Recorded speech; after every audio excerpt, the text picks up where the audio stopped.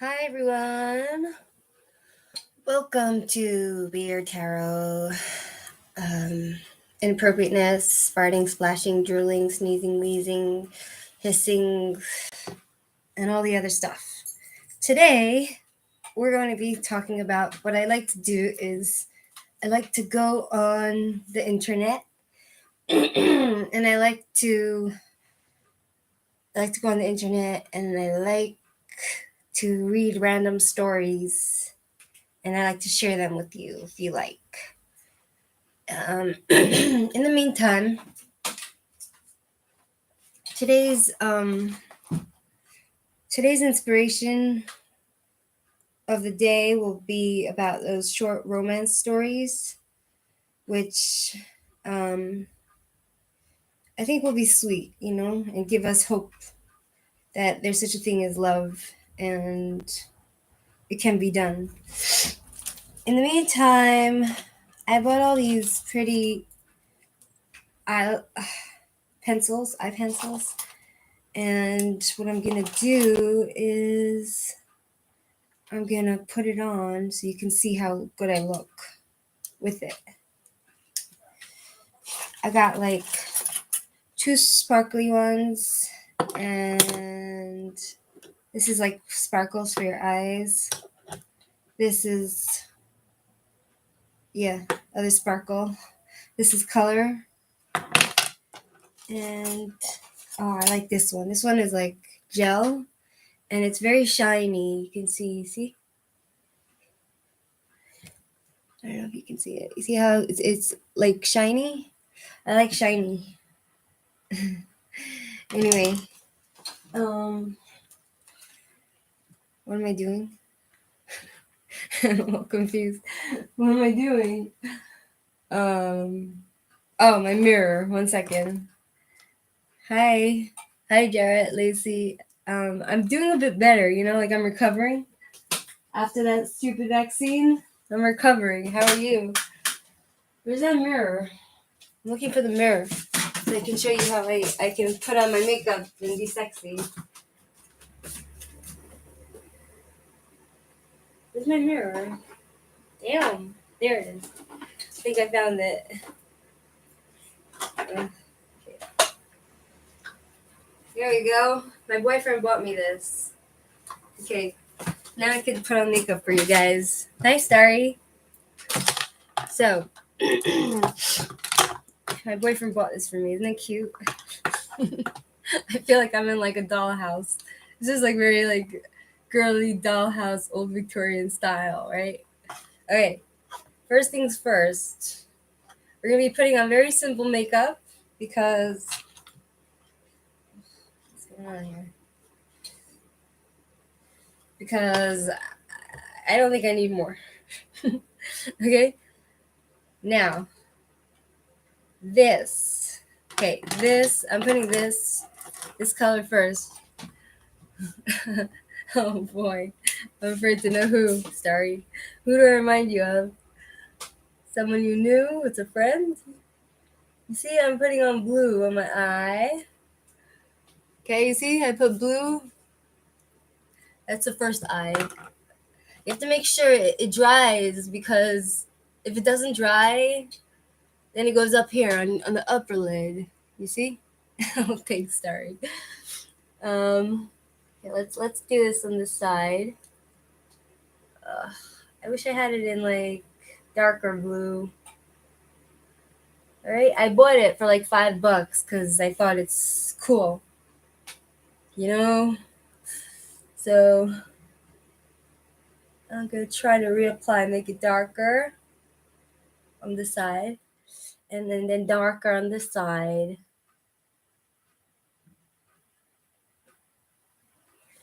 See that? Now, check it out. How do you like it? Anyway, now, what am I going to do? Close that. Okay. Now what I'm going to do is I'm going to put this. See this? This is gray, sparkly. I showed you. It's on my hand. See how it looks? So I'm gonna, what do I really need? I need a sharpener. Whatever, I think it has enough. It's fine. Here we go. 1 second. I'm gonna put it in the inner eye rim. Like this, you see?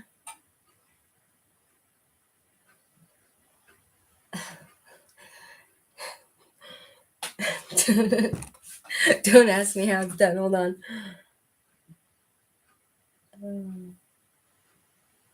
Okay. Hey, this looks not good. Look. Not bad, right? Okay. On to the next color. Now we're going to do this color. You see, this is the color it actually is. No, brown. You see? It's like a copper color. I can show you. I'll put it on my hand so you can see. See? You see, it's like copper. So I'm going to put that on the bottom of my eye here. Okay? Oh, boy. Oh, shit. I got it in my eye.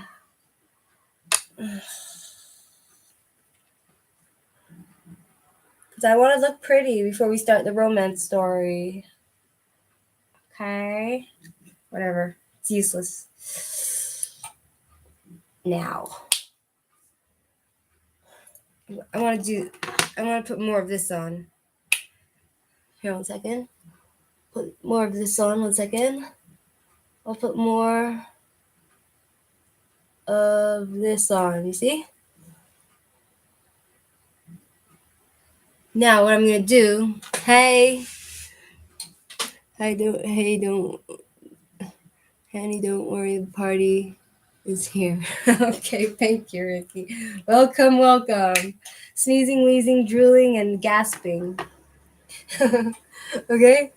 Now, what am I gonna do? I'm gonna use this to put under my eye, okay? To make it dark, like under. Hi, Jada. Welcome back. Thanks for joining the party. I like when you guys chill with me because then it feels like I'm like chilling with everybody and having a good time. All right, check it out. Not bad, huh? Okay. All right, it's okay. I look great. Awesome. Now, what am I gonna do? I'm gonna put this sparkly eyeliner. I'm gonna put it on my eye on the top, okay? Let's just hope it doesn't make me tear up. Like that. Okay. Hold on.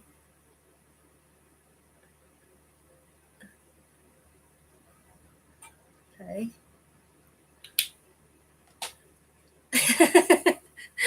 How many liners are I? That's so funny. You don't need to do like me. I'm just being foolish. I'm putting on like 100 eyeliners because it's fun for me. Because okay, so I put this on the top. Yikes. That's why I'm not how do you say? That's why I'm not that's why I'm not a waitress because I'm clumsy. So I put this on the top, this on the bottom, this on the inside of my eye, this on the bottom of my eye, and now I'm putting this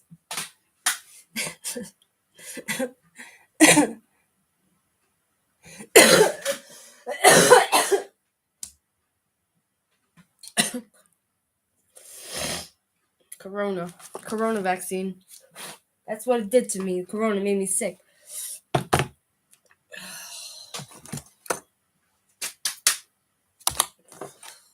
Whatever. Okay. Oh gosh.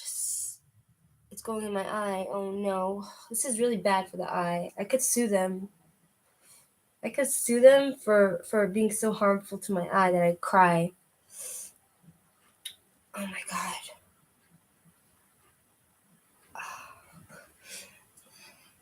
I had 2 vaccines, sorry.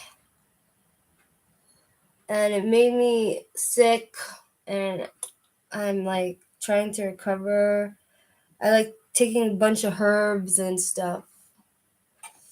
Now look what I'm gonna do now. I'm gonna put the silver sparkles on the bottom. Yeah, I live in Israel. They're trying to control everyone. They're like, no, like, I think people are really scared of Corona. Don't see the point. I only got it because they're forcing us to get it. Like, I can't go into, like, stores and stuff. Like, I can't go on vacation with my boyfriend. Shit, it's going in my eye. Now I'm gonna start tearing up. This is giving me allergic reaction. Okay.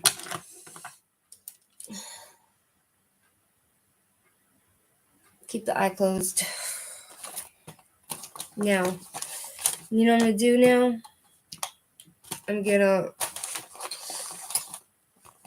Yeah, they're trying to make everyone scared. Oh, the new variant! The new variant's gonna kill you. The acromet, whatever. You know, the acromet variant. And I'm just like, what variant? Just leave me alone, you know? I don't care for your variants. My boyfriend got a 3rd shot. Many scientists are now coming out and saying too much is not good, because if you have too much vaccine, then what happens is it becomes useless. Like, the body gets used to it. You keep poking yourself, and it won't be immune anymore to that. Oh, I'm sorry, but you can always rewatch it if you're that bored. Oh, my eye. The sparkly stuff is like...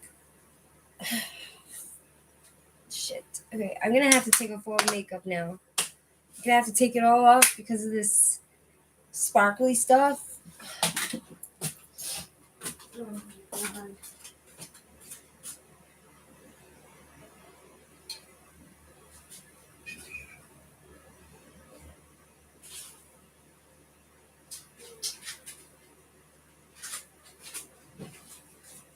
Oh my god.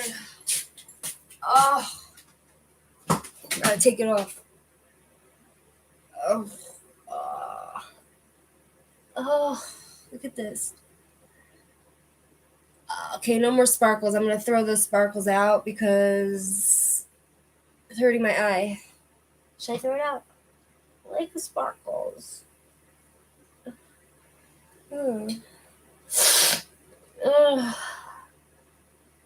There are very little escape variants with real vaccines. MMA vaccines aren't the same. No,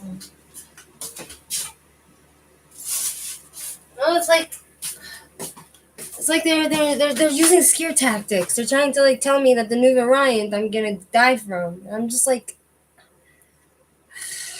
whatever.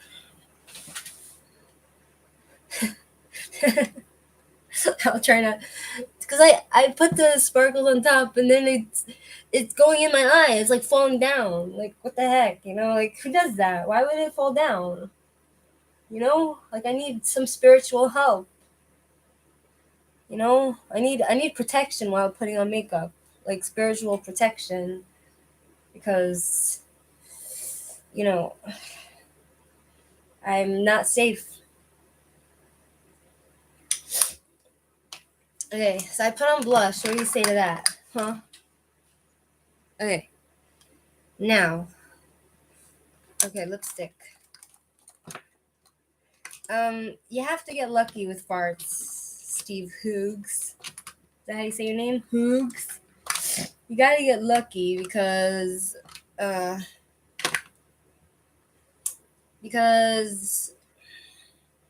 don't always fart. I'm not a farting machine.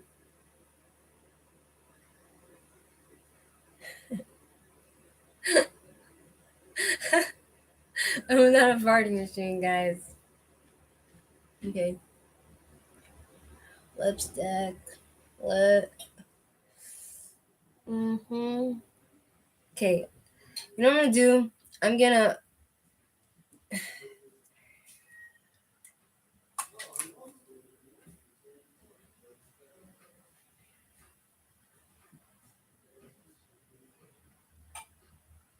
My cat is causing a commotion out there. Okay, now I'm gonna put on this gloss. Okay, this is a good gloss. It makes me look very sexy. Okay. Oh, this hurts. You see this? It's from the Variant. Okay. Now, what am I gonna do? I'm gonna hang this back up, and we're gonna start with the stories. Now I'm going out with you, Starry. I'm in the house. I'm going out with you. Okay, we're gonna do this again, okay? This time we'll be more careful. On the eye. More careful on the eye. Just be more careful. Pay attention. Attention. Yes, sir. I tried to do some free pendulum readings with this labradorite pendulum I got. Nice. I like that. How'd it go? Was it good? Was it fun? Excuse me. Fart one. I'm not a fart machine. I don't know what's people's problem. They think I'm a farter. I don't fart all the time. I only fart sometimes. Come on, right? Okay. Thank you. Thank you. I'm going to try the sparkles again, okay?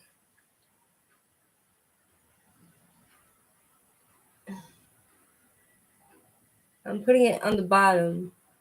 I'm putting it also on the top, like on the ends. So I don't need to throw it out. I want to feel like I. All right, now what I'm going to do is I'm going to put this in my eye. Should I? Put it in my eye. All right. Thank you, Barry. All right, now that I'm all made up, now we can start the real fun. You ready? You ready for fun? Excuse me.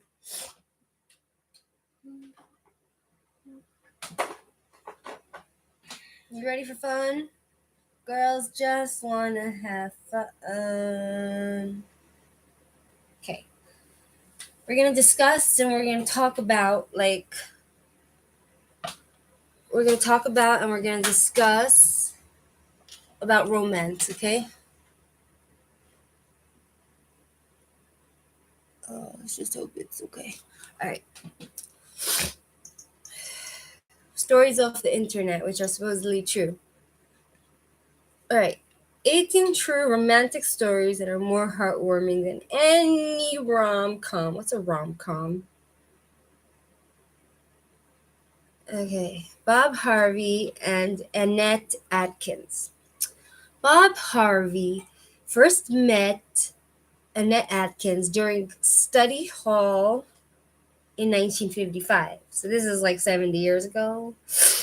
And was immediately smitten. I couldn't take my eyes off of her, Harvey told the New York Times. She had auburn hair and a stunningly beautiful face, and her eyes were just wow. The two teens ended up going to prom together.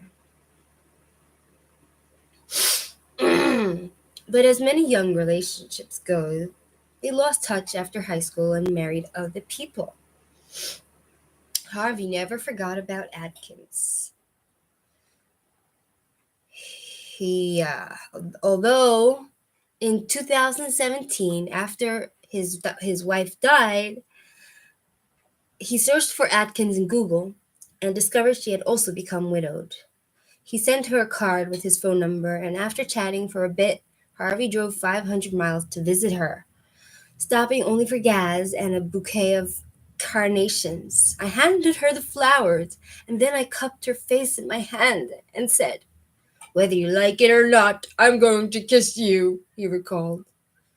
In October, the high school sweethearts married at a 50s-style diner and danced to Johnny Mathis, just like they did at prom 63 years earlier.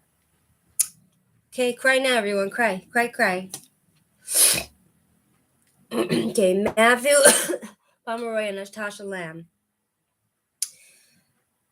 Okay, I don't like that story. We'll talk about Elan, Gail, and Molly C. Quinn. Let me open the door for my cats. 1 second.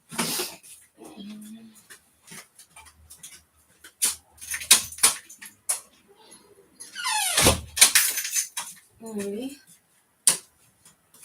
Check on my chicken. Oh, I love well done chicken. What's you crying for? What? Oh, ouch, ouch.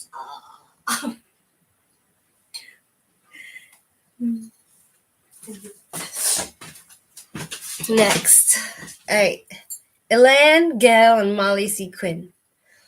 What do you get when you cross an American actress with a former producer of ABC's The Bachelor, a made-for-TV marriage proposal? During a weekend getaway to Seattle, Alan Gale and his then girlfriend of 8 months, Molly C. Quinn, stopped by a jewelry store where she fell in love with a vintage emerald ring. "If you ever do propose to me, try to find something to kind of look like this," she said. So she wanted him to get her a ring that looks like an emerald. The next day, Gail returned to the store, bought the ring, and placed it in a box under their bed. For the next 3 years, it stayed there. "That's where the ring has been hiding for the last 40 months, he recalled in an Instagram post. 3 feet away from where Molly sleeps every night. In December 2017, while on a ski trip in Japan, Gail finally popped the question. Oh, gosh, these stories are so boring. Ouch. Ow. My cat is hurting me. Oh my god, this is bad. This is talking about a sperm donor. Do you want to hear about the sperm donor? Okay. Here's Jessica Shear and Aaron Long. More than a decade after using an anonymous sperm donor to start a family, Jessica Shear met her daughter's biological father and fell in love with him. What? Oh, wow. Okay, so basically, she got a sperm donor for her daughter. She got pregnant through his sperm, and then later on, she met him. And then they fell in love. She fell in love with the guys that donated his sperm, and so that was her daughter. And in 2017, in 2016, Cher's daughter, Alice McHale, asked her grandmother for a 23andMe kit to look into her genealogy. When the results came back 8 weeks later, Aaron Long was listed as a 50% parental match. McHale and Cher connected with Long, and eventually the two parents decided to meet. "When we met in person, the attraction seemed harder for either of us to deny," Long told Good Morning America. Cher, though, had reservations. "This was not my relationship or my journey to jump into and mess up forever," she said in the same interview. Now, 2.5 years later, Cher, Long, and McHale live together in Seattle, along with Long's 22-year-old daughter, Maddie, who he also had through sperm donation. What? Oh, I don't like these stories. You know? Do you? Okay, let's see about this stories. Maybe these stories will be a little bit brighter because this is talking about the brighter side of things. Okay. Oh my god. It's a long story. I was dating a beautiful girl who lived. Okay, so these are different stories. Okay, let's see how it goes. All right. Once I caught sight of how women deserve to be loved. I carried an old lady's shopping bag up a staircase in an underpass. She thanked me and timidly asked me to help her walk her to her house. She told me she was in a rush because her husband waited to meet her whenever she went outside. As we approached, I saw a nearly blind man walking with a cane outside the lady's house. He came up to us and took his beloved's heavy bags from me. I immediately recalled how often I was too lazy to meet my girlfriend on the way home from the supermarket or from the train station. So he did a good thing for somebody and he realized that he wasn't a gentleman to his girlfriend, and so he decided to change. Well, that's nice. That's good. Here's another story. I lost my leg when I was 19. I was dating a girl at that time, and we were very much in love. After a while, she suddenly decided to move away abroad, claiming that she wanted to earn some money for us. I wanted to believe her, but was convinced that she was lying. I told her we needed to break up and that it would be better for her. 1 month later, my doorbell rang. I took my crutches, opened the door, and there she was. I didn't even manage to get a word out before she slapped me, and I fell down. She kneeled down beside me, hugged me, and said, "You're an idiot. I didn't run away from you. We're going to the hospital tomorrow, and there's a prosthesis waiting for you. I went abroad to earn money so you'll be able to walk again. Do you understand?" I was so overwhelmed with emotion that I couldn't utter a single word. I just hugged her tightly and cried. So, basically, can you stop being a pervert?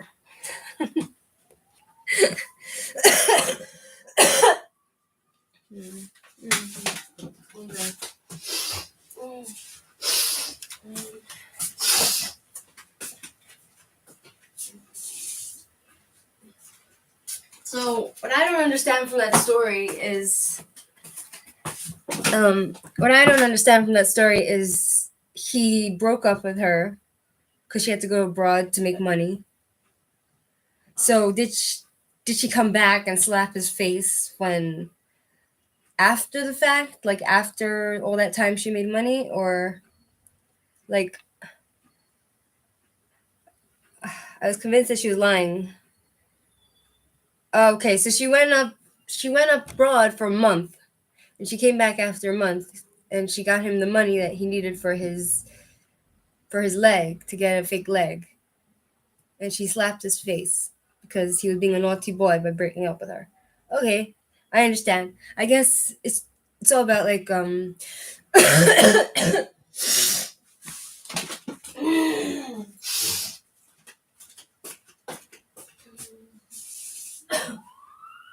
I guess it's reading comprehension.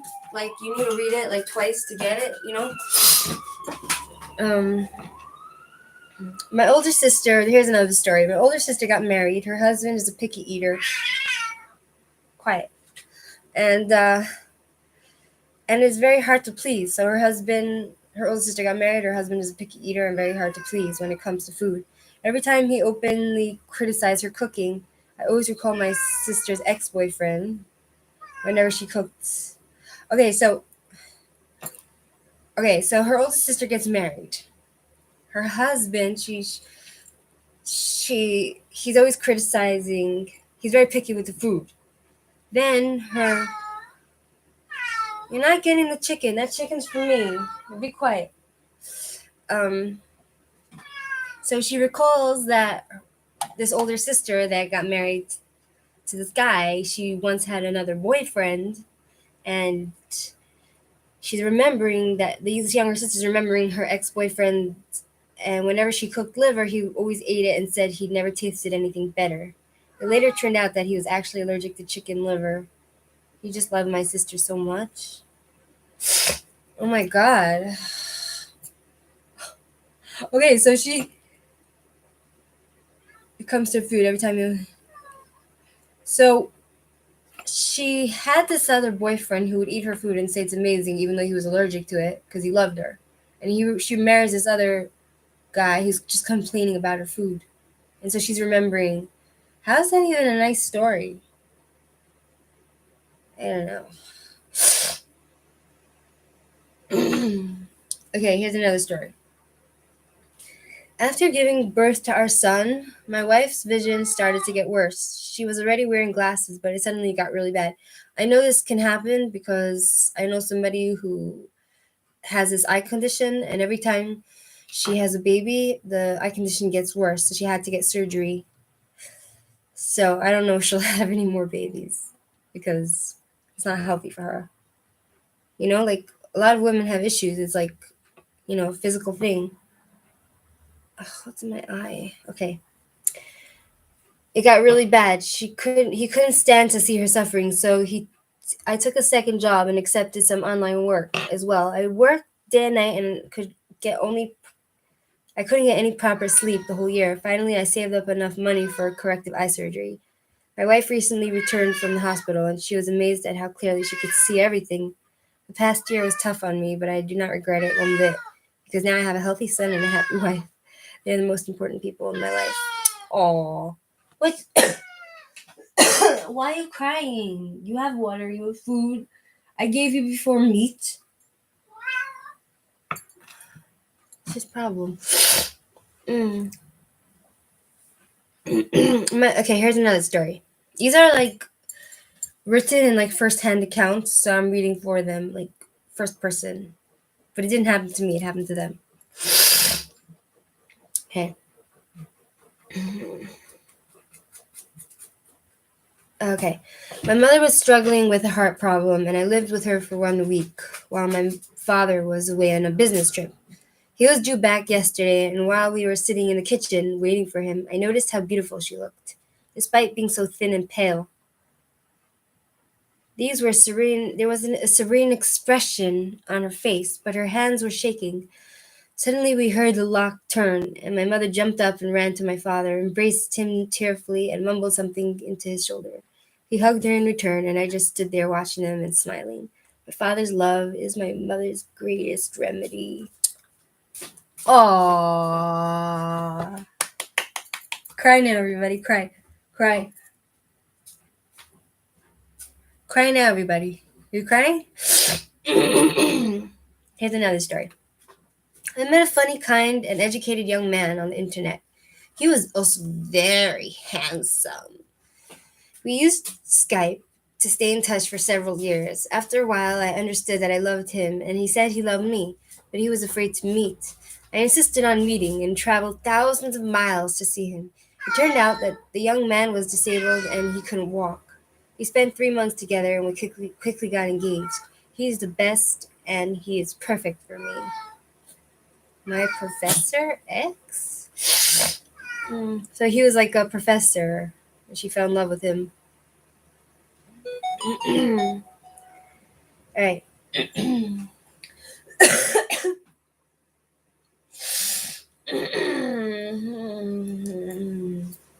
Okay, here's another story.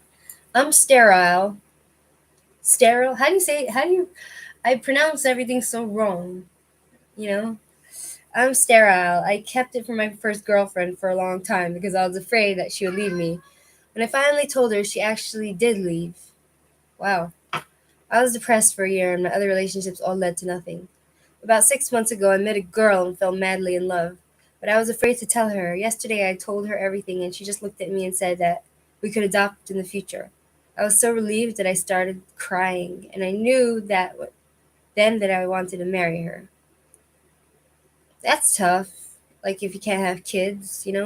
And that girl must have really, really loved him in order to be with him and go through the pain of adoption and go through the pain of never having your own baby. Yeah, that's tough. She must have been special. When I was 18, I was diagnosed with a small brain tumor. I thought it meant that I would die soon, so I told my boyfriend that I would understand if he left me. He just laughed and replied, "Yeah, right. When pigs fly." Eventually, the tumor turned out to be benign. I am now 21, and we've been married for 2 years, and we have a daughter. I will never forget his support during those difficult times. Like there's always those stories where when like the wife comes down with a sickness or something, the husband just freaks out and runs. So I guess it's not the most usual when couples stick to each other.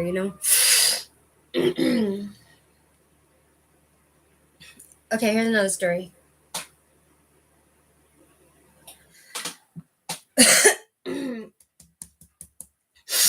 Mm, okay, here's another story.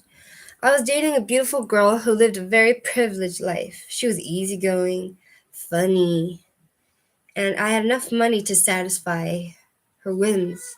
I proposed to her and we got engaged, but a few weeks later I was in an accident and I was left partially paralyzed.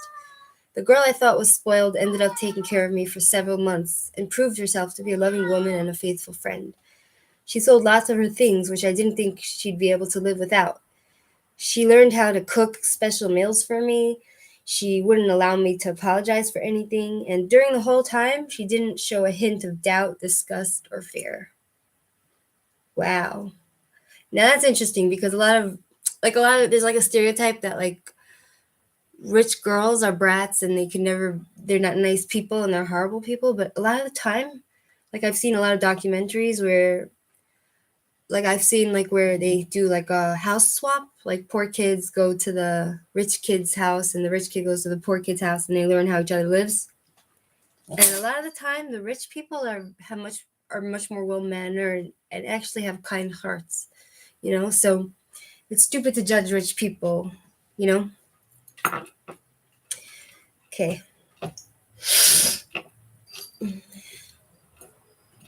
Now let's go to true love stories.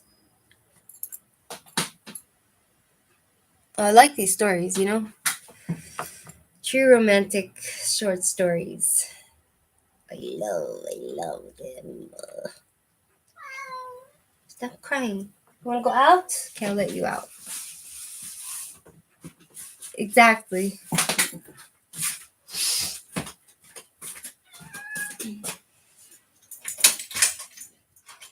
Bye.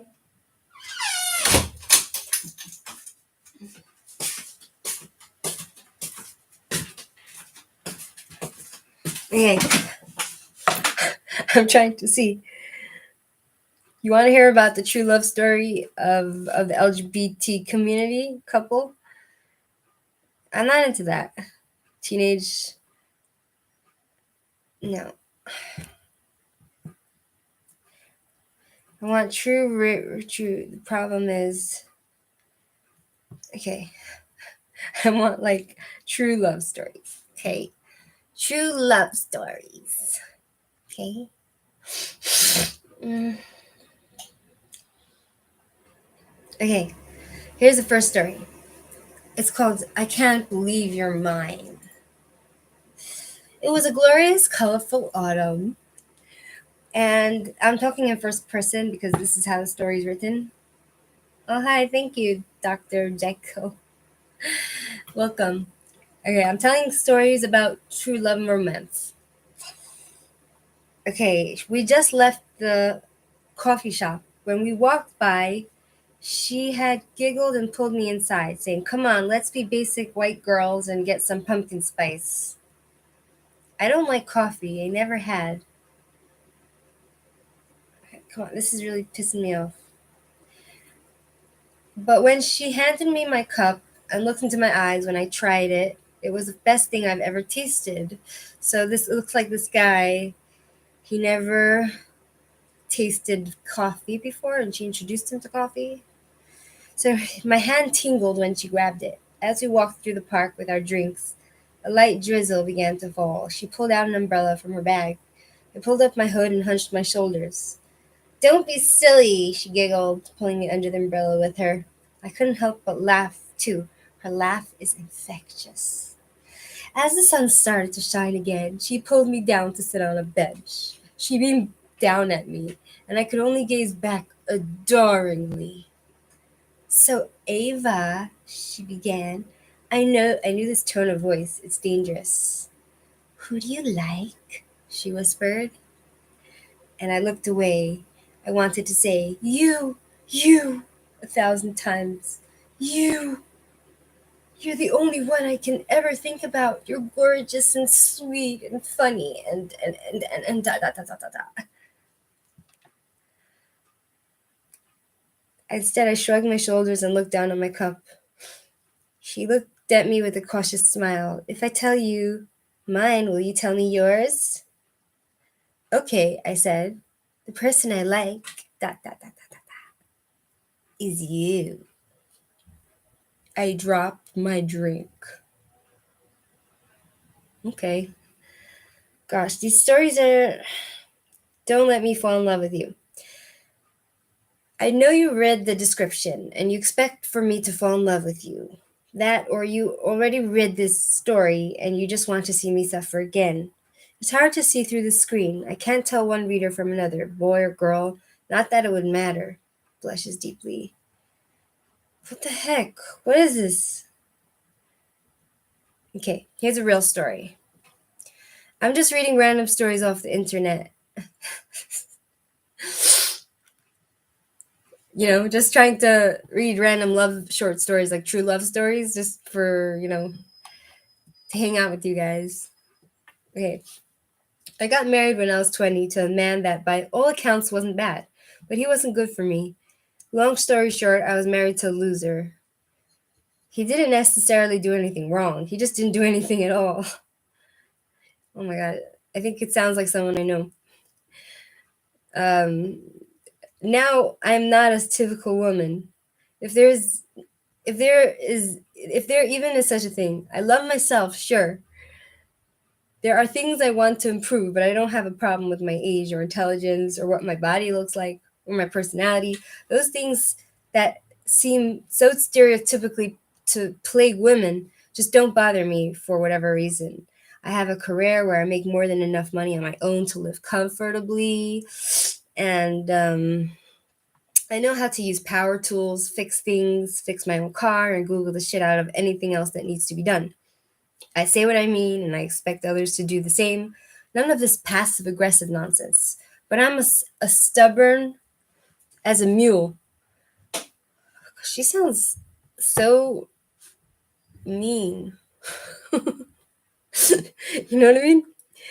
And marriages are supposed to last. So even though I was the primary breadwinner, and did most of the things around the house and raised my kids mostly on my own, I still spent 13 years in that worthless marriage. At the end of the day, my husband felt like I didn't need him because I am very capable, but he was wrong. I needed support. I needed a partner or a friend, even someone who would see how hard I was working to just keep my head above water. I couldn't manage everything on my own.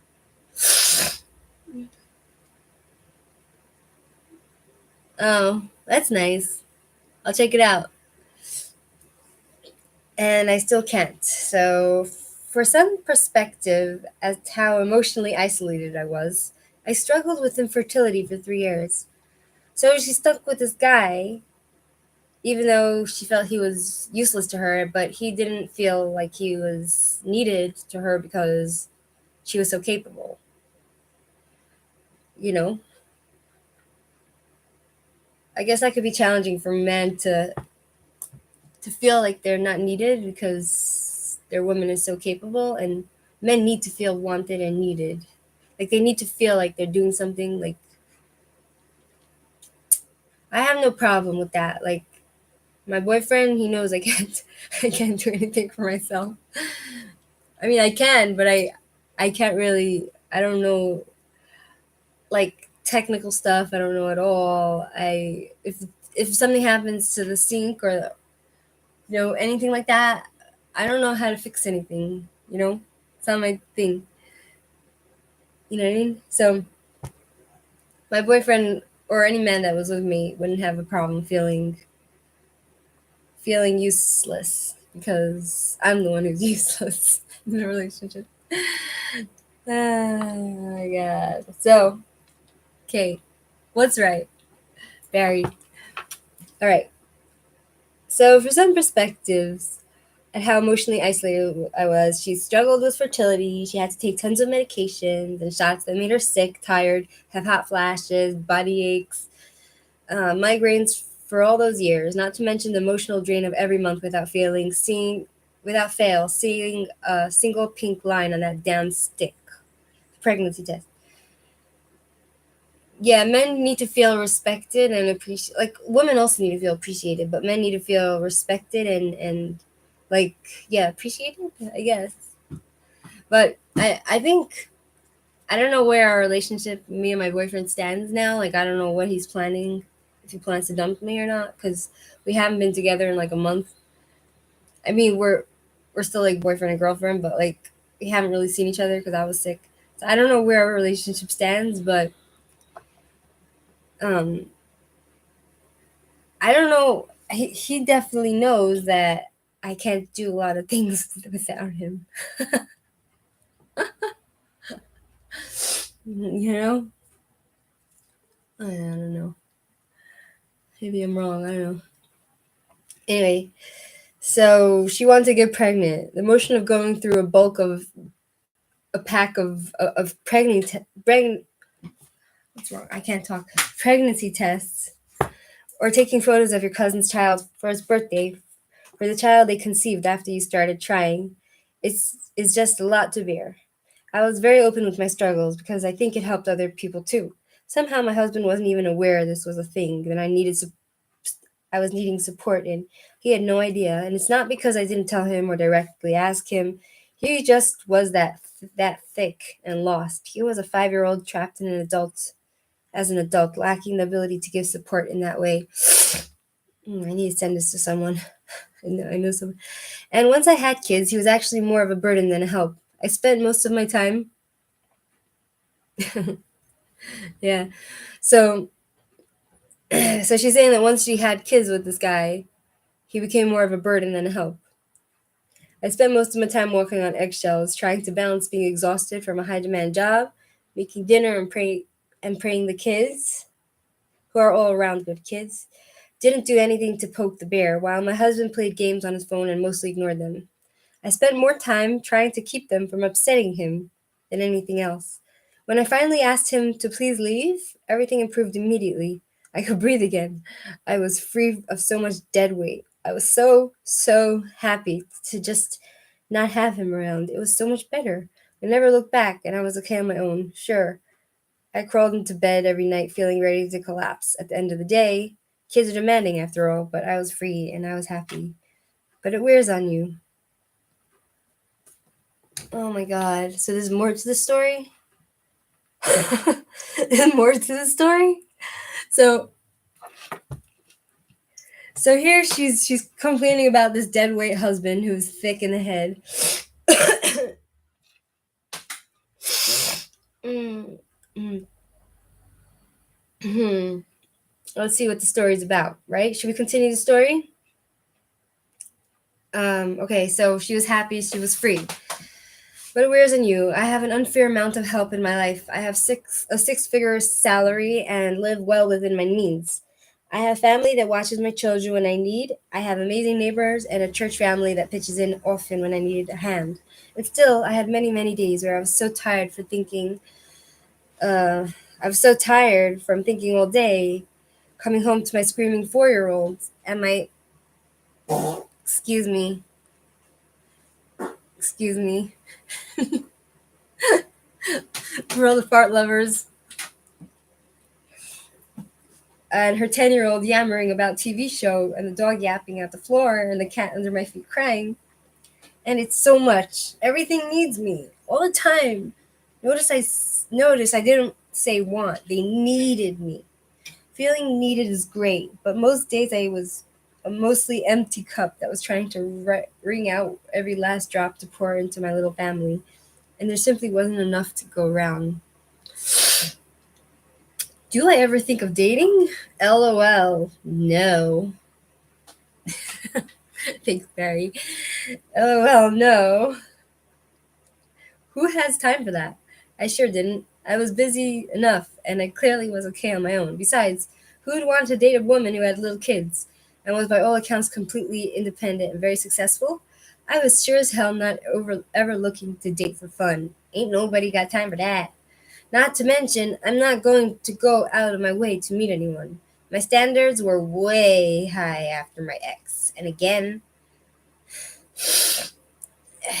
and that's just time. I don't that's just time I don't have for something I didn't see any particular need for. So she's looking for something more serious, but she's saying that nobody want her because she's like really independent and capable and she has all these kids. So which guy would want to date her? Right?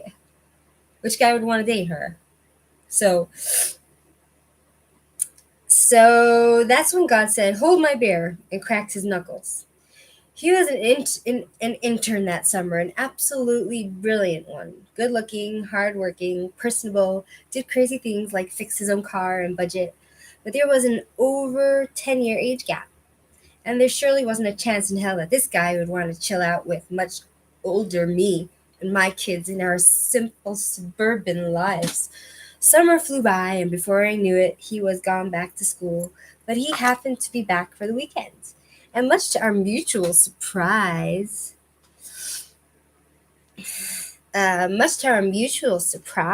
he kissed me, and we've been a thing ever since. So this guy's 10 years younger than her, can manage his own car, he's independent, he's not a burden. What could be better, right? Oh my God, if I knew this is what healthy relationships were, y'all. I can't even with this guy. He uses his words to tell me what he's thinking and feeling, even if he's pretty sure I'm not gonna like it.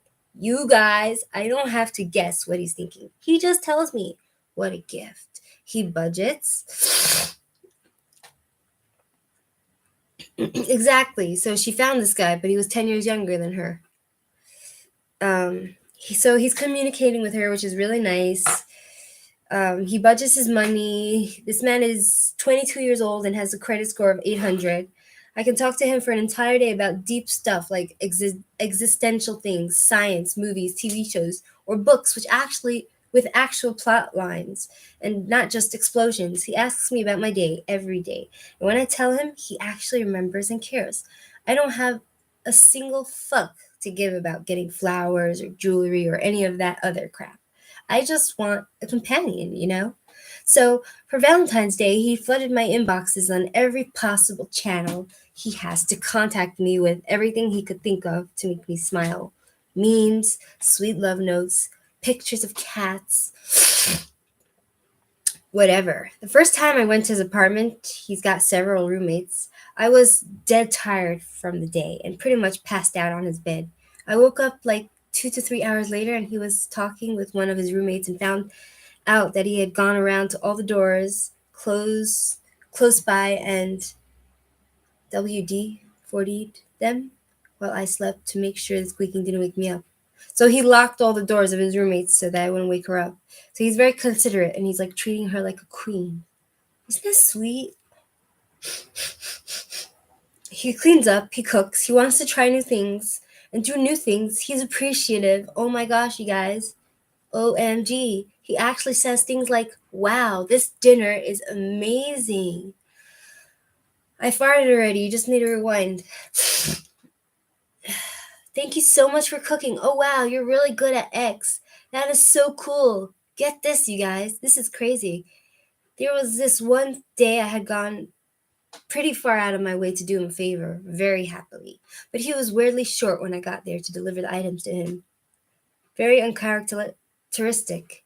After I left, I was thinking I should probably call and tell him I didn't appreciate that very much. But was everything okay? When the phone rang, he was calling to apologize for being so short with me. He realized after I left he was being rude and he was very, very appreciative. This man owned his mistake. I'm just reading stories online that I find on Google. It's like true stories. He owned his mistake and apologized immediately. What is this? Shut the front door. And he calls me on my bullshit. God, I love that. If I'm being ridiculous, I want to know it. And he tells me, he does not let me get away with it, and damned if he's not the same way. I don't even know how to handle a mature adult. It's so wonderful. He leaned into the kids thing. Last week he came over for dinner. My 4-year-old was in a special mood. Usually she's the spunkiest kid around, but she was being a grade A turd that night. I was already about to break down when he got there with some of the dinner food. He took one look at me, gave me a big quick hug, and said he'd take my daughter out in the backyard for a minute, if that was okay. Okay? Hell yes. Please take it. And he took that dog too.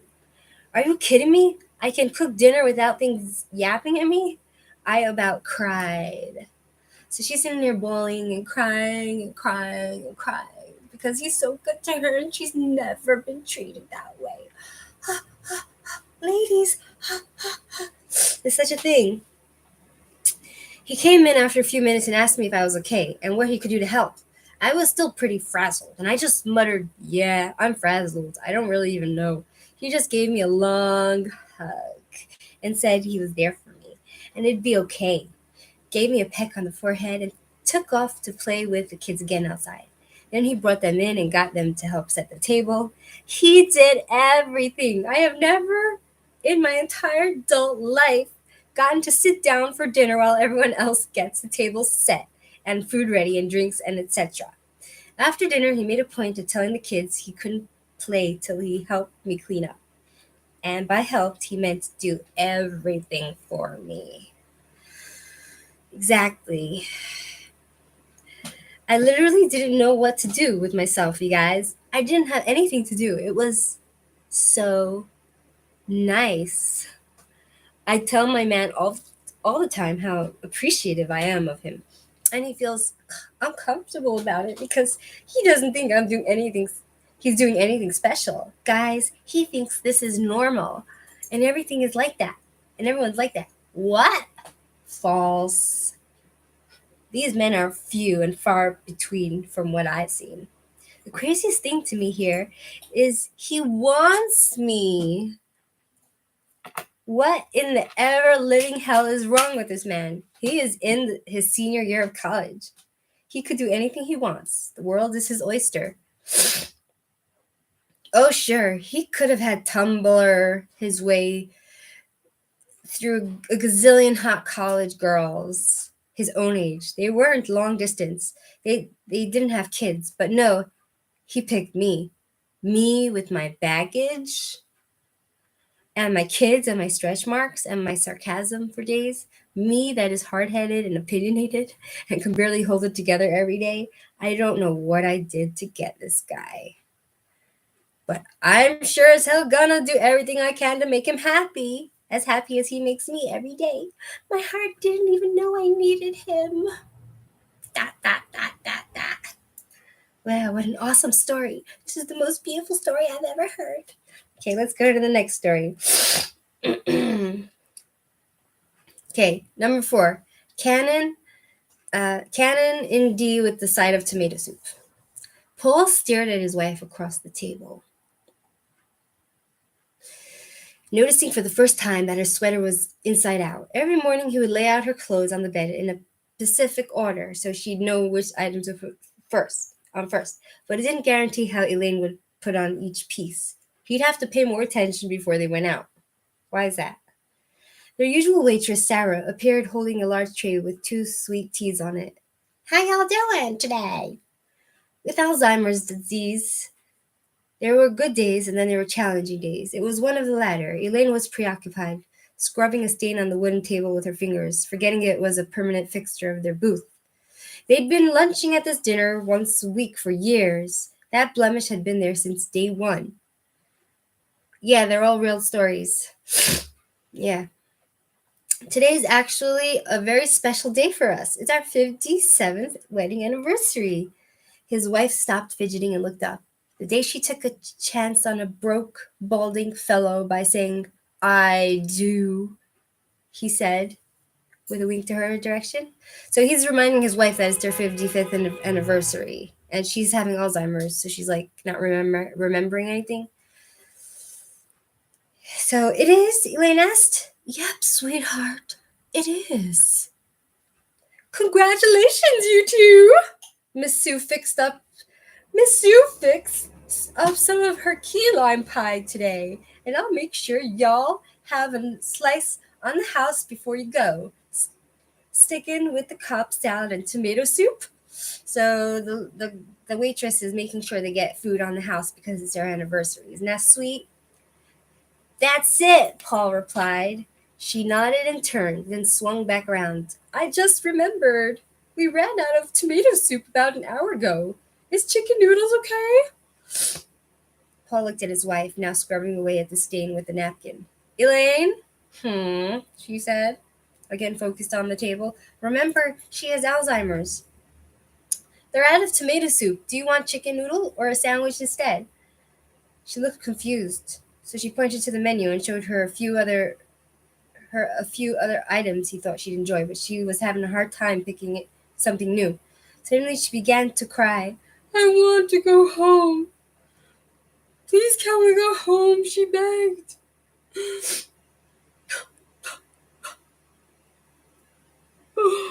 So sad. Let's see what happens next. Honey, Sarah has already brought us our drinks. Don't you think we should stay a little longer? I know you like tomato soup, but I'm sure their chicken noodle is delicious. That only made her cry harder. Sarah apologized on behalf of the restaurant for running out. Other customers glanced in their direction, wondering what all the commotion was about. He sighed and reached back for his wallet, then placed a $10 bill on the table. So basically, it looks like she's having Alzheimer's and she's not handling it well. She's confused and he has to deal with it. And it's a bit embarrassing. So he just puts the money on the table and follows his wife out the door. So he said, I'm sorry, we'll catch you next week. Sarah gave him an understanding look. Sarah's the waitress, and told him she'd bring the pie and some to-go cups of tea out to their car. He thanked her as he rose to help his wife out of the booth. He already tried to make their days as hiccup-free as possible. But sometimes there just wasn't any tomato soups, and that would set his wife off because, she has Alzheimer's.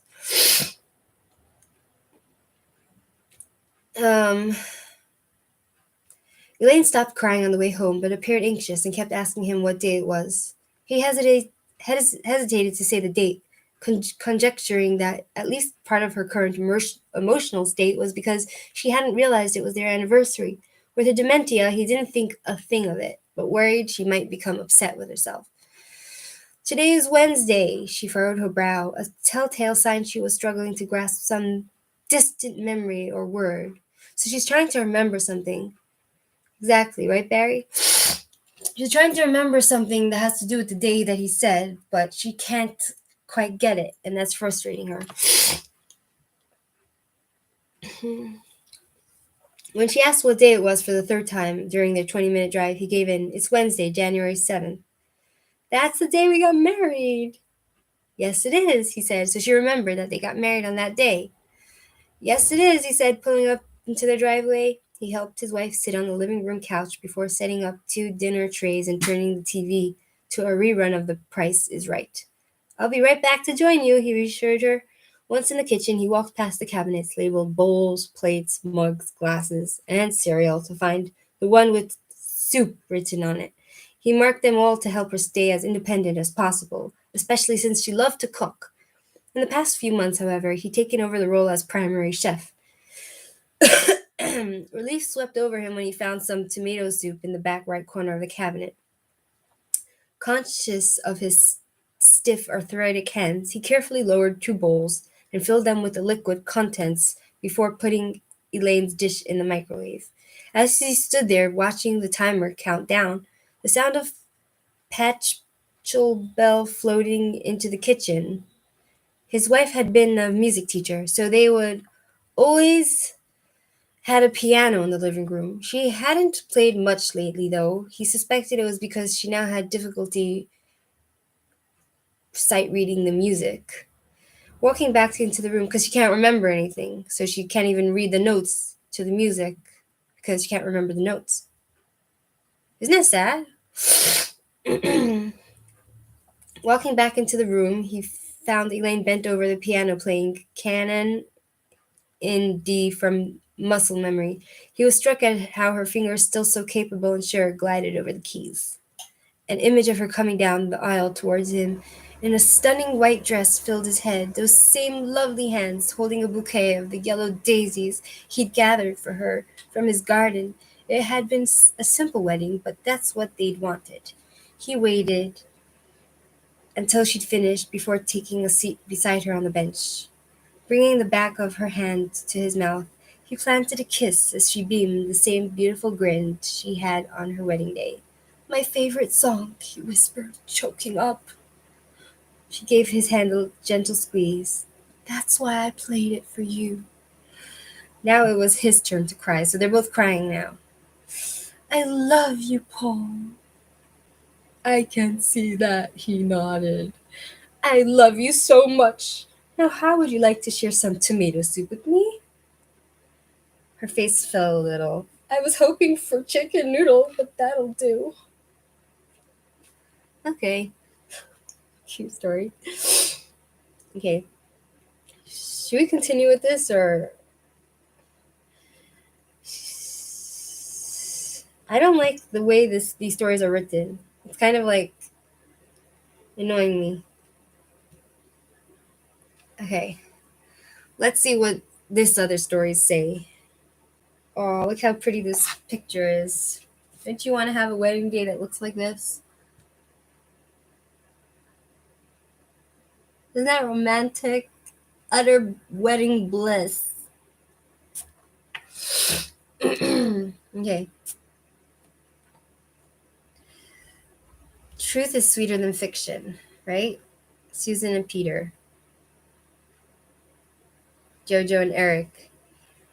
All right, let's start with the first story here. Okay. When it comes to incredible romantic tales recounting how these couples met, truth is sweeter than fiction. When Susan Habel went to New York City in December 1999, she had a lot to do. So when her friend told her one morning, that there was a man she wanted her to meet, Susan wasn't interested. Right?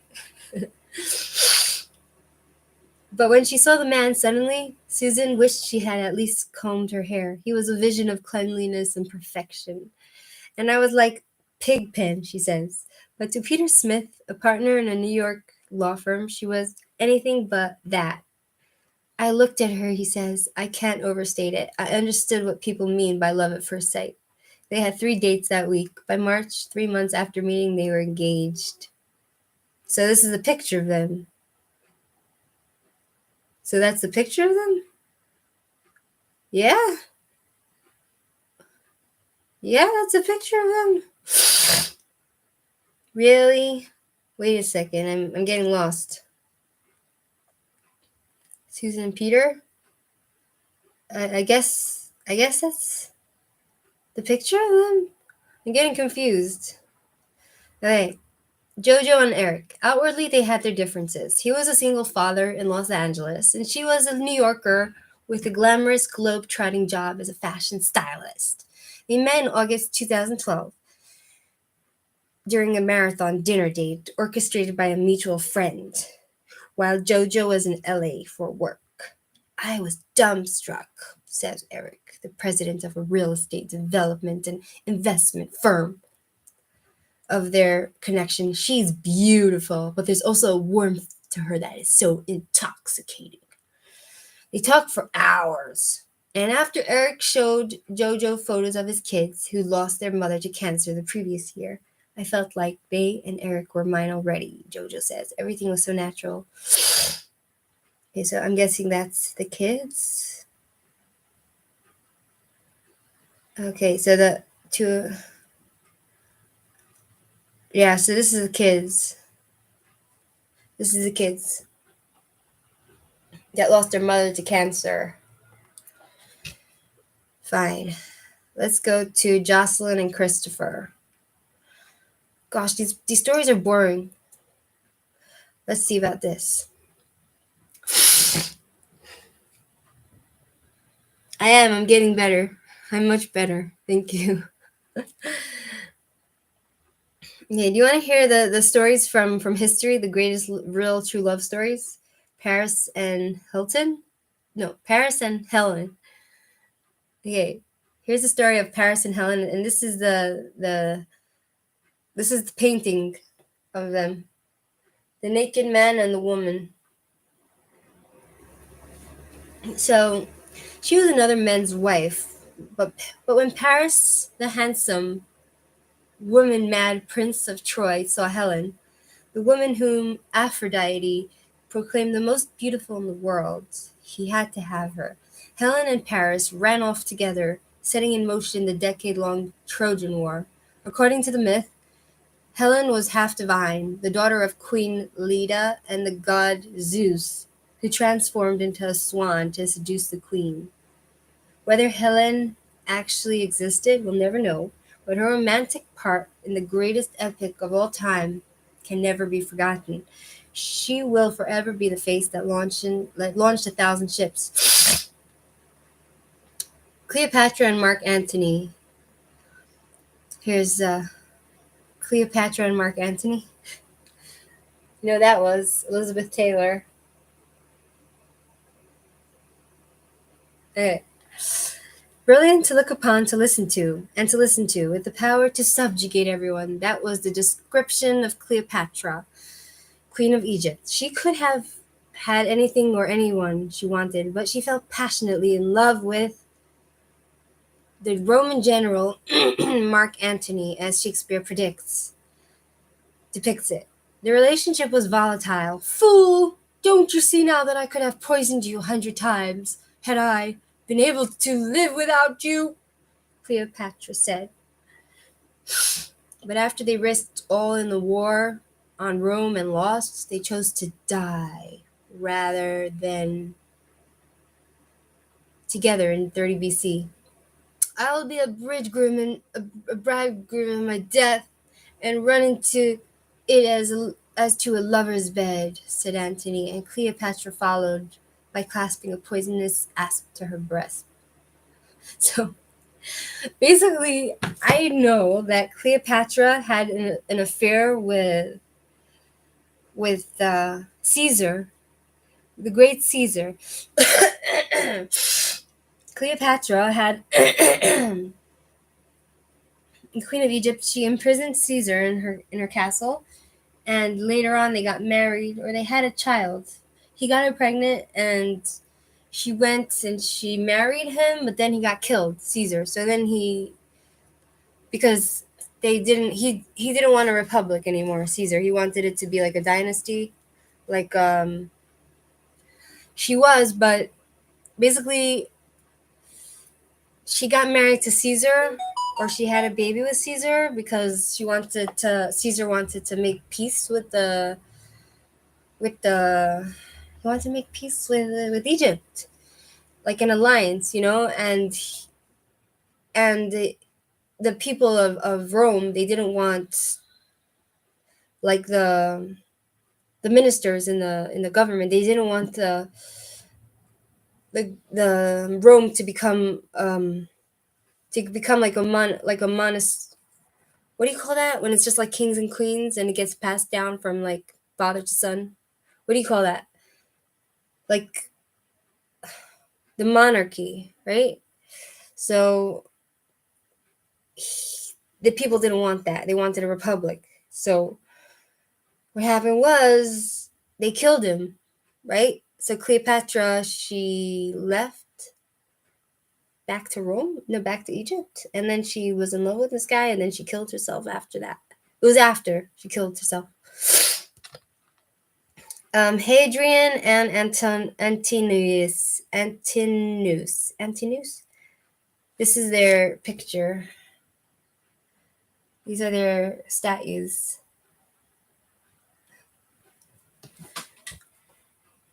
You see? So we've heard of the wall. Yeah, hereditary monarchy, whatever you call it, right? Thanks. We've heard of the wall. No, not that one. The 2nd century AD, one stretching across England. But what about Emperor Hadrian's heart? He lost it to Antinous far left, says a woman, an intelligent and sports-loving Greek student. It's a woman or a man? Okay, so he was gay. Okay, so a sports-loving Greek student, the emperor displayed an obsessive craving for his presence. The two traveled together, pursuing their love of hunting. Hadrian once saved his lover's life during a lion hunt. Excuse me. The emperor even wrote erotic poetry while visiting the Nile. Antinous drowned mysteriously, but some say he was murdered by those jealous of the emperor's devotion. That's really sad. The devastated Hadrian proclaimed Antinous a deity, ordered a city to be built in his honor, and named a star after him. I think that's hilarious. They named the star after him? Between the eagle and the zodiac. That's interesting. Henry II and Rosamond Clifford. Okay, here's a painting of them.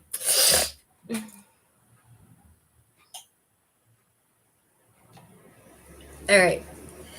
The first Plantagenet king of England had a rich royal wife in Eleanor of Aquitaine and mistresses galore.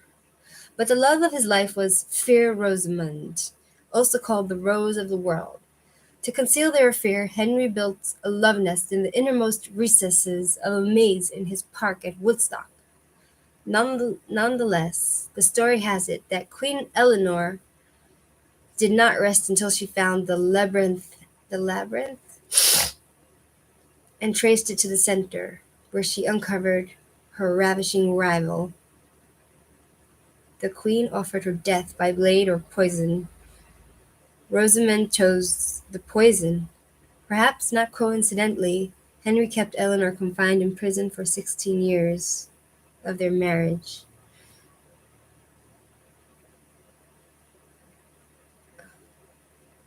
What?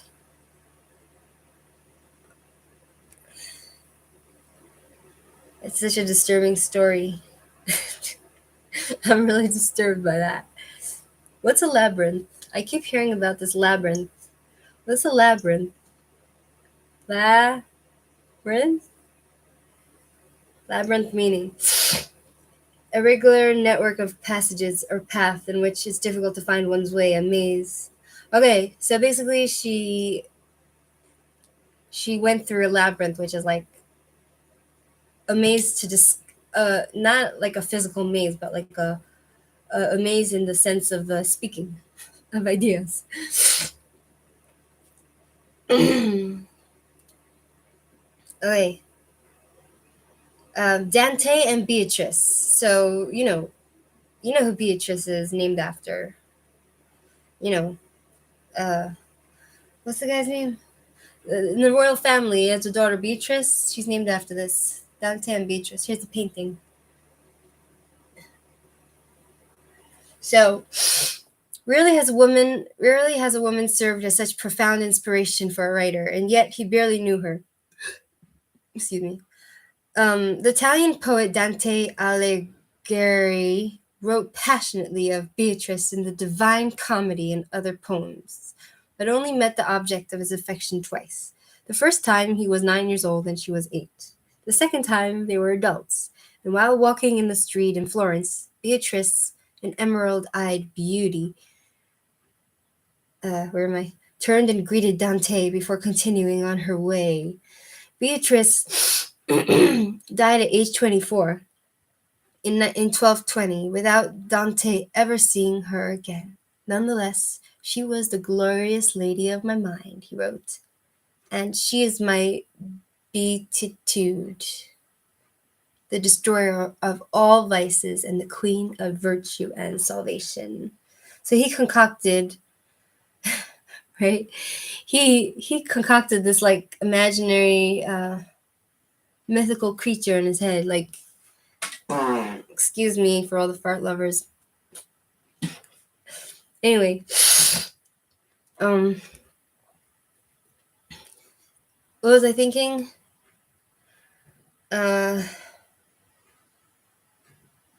Yeah, okay. Anne Boleyn and Henry VIII.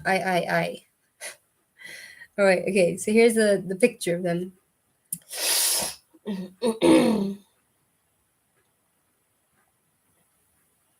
Hey, he was so fat. Gosh, he would be in like 1,000 pounds sisters. You know the 1,000 pound sisters on TLC. Okay. Uh, when the Tudor king fell for a young lady in waiting, Anne Boleyn, who possessed eyes black and beautiful. I know. I'm trying. I don't know. I don't know what you guys want to hear, besides for tarot readings. You like to eat, right? Okay, so he was long married to a Spanish princess, but Anne refused to be a royal mistress, and the king rocked the Western world to win his divorce and make Anne queen. Ambassadors could not believe how enslaved the king was by his love for Anne. This accursed Anne has her foot in the stirrup, complained the Spanish emissary. To comprehend the king's passion, one need only read his 16th century love letters, revealing his torment over how elusive she remained. I beg to know expressly your intention touching the love between us. Having been more than a year wounded by the dart of love, and not yet sure whether I shall fail or find a place in your affection. Their love affair ended when he had her beheaded.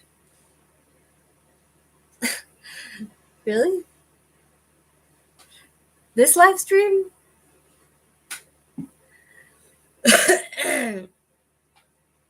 This live stream?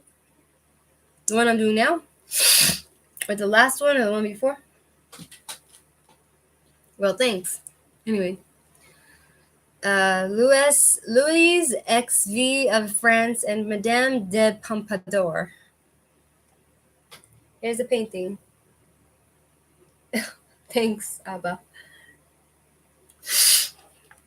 Me and my father, we used to sit and read a book together. We used to sit and read books. Oh, it was a classic? Why was it classic? Oh, okay.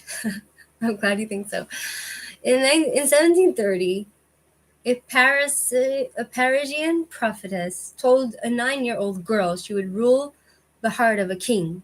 Years later, at a masked ball, Jean Antoinette Poison, dressed as a domino, danced with King Louis XV, because they used to wear the masks, so you can't see who each other is.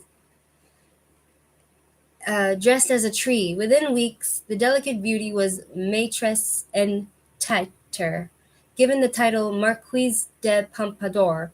Any man would have wanted her as his mistress, said another male admirer.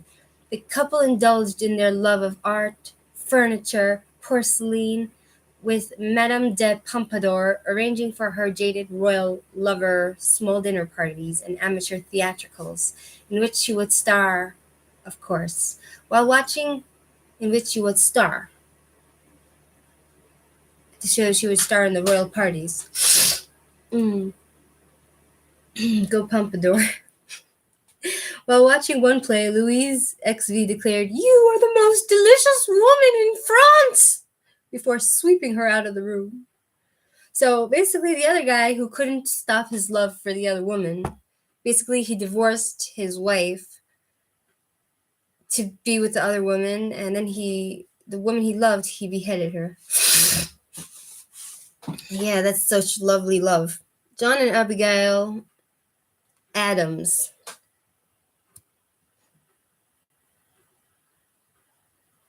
Okay. Abigail Smith married the founding father at age 20. So who is the founding father? Who is the founding father of America? Alexander? No. Who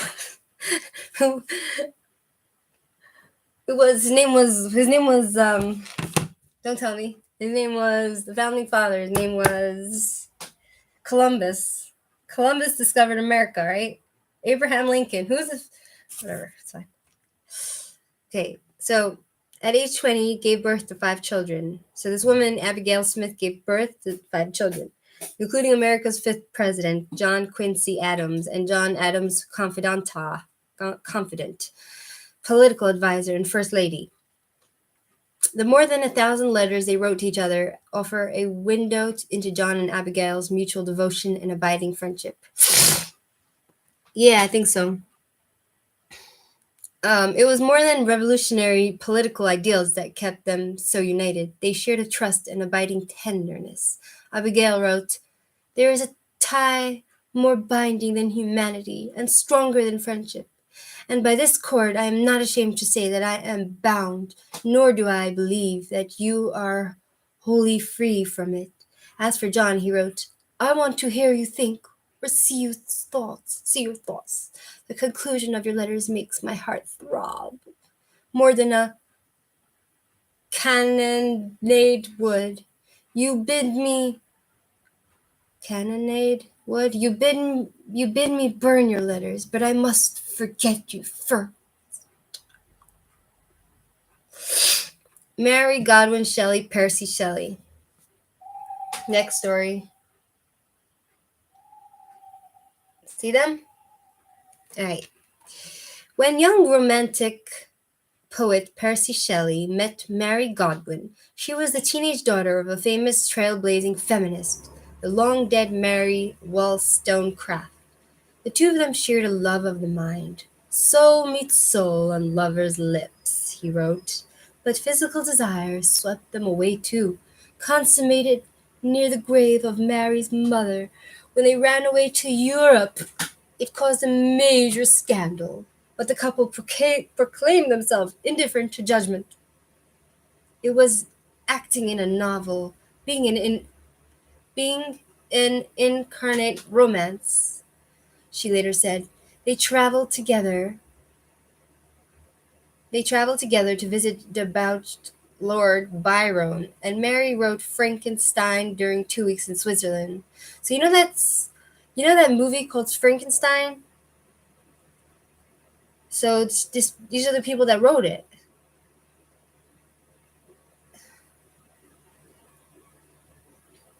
Yeah, for sure. Of course they were more romantic.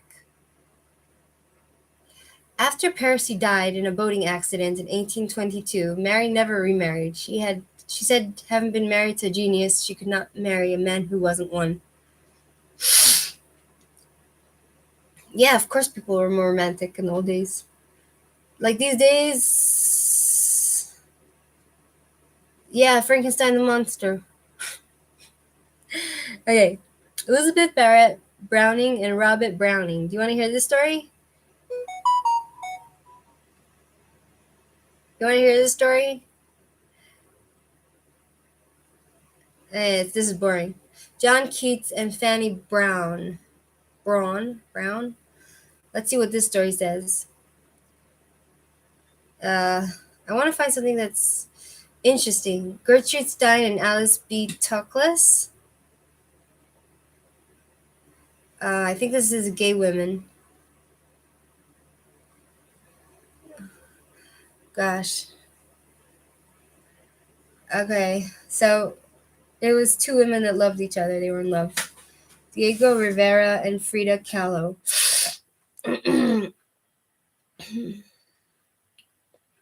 Okay, here's another one. Diego Rivera and Frida Kahlo. Okay, here's their story. The talented young Mexican painter Kahlo paid a visit to the studio of famous muralist Rivera in search of career advice. She had unusual dignity and self-assurance, and there was a strange fire in her eyes, he said. Theirs was a volatile relationship. Yet Rivera knew from early on that Kahlo was the most important fact in my life, and she would continue to be until she died 27 years later. As for Kahlo, she said, "You deserve a lover who listens when you sing." who supports you when you feel shame and respects your freedom, who flies with you and isn't afraid to fall. You deserve a lover who takes away the lies and brings you hope, coffee, and poetry. Okay. Career advice, exactly. Wallace Simpson and, oh, this is one we all know. Wallace Simpson and King Edward. He abdicated the throne for her. He couldn't live without her.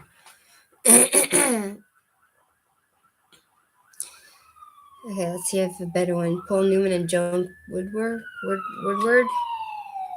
This is boring. Let's go to other stories which are actually interesting. Okay, let's find actual interesting love stories, like true love stories. Okay, my story club. One second. Let's see if this is any good. Let's see if these stories are any good. A brief romance? A gift? Okay, here's a bunch of stories which are actually look good. Okay? A brief romance. Let's read that.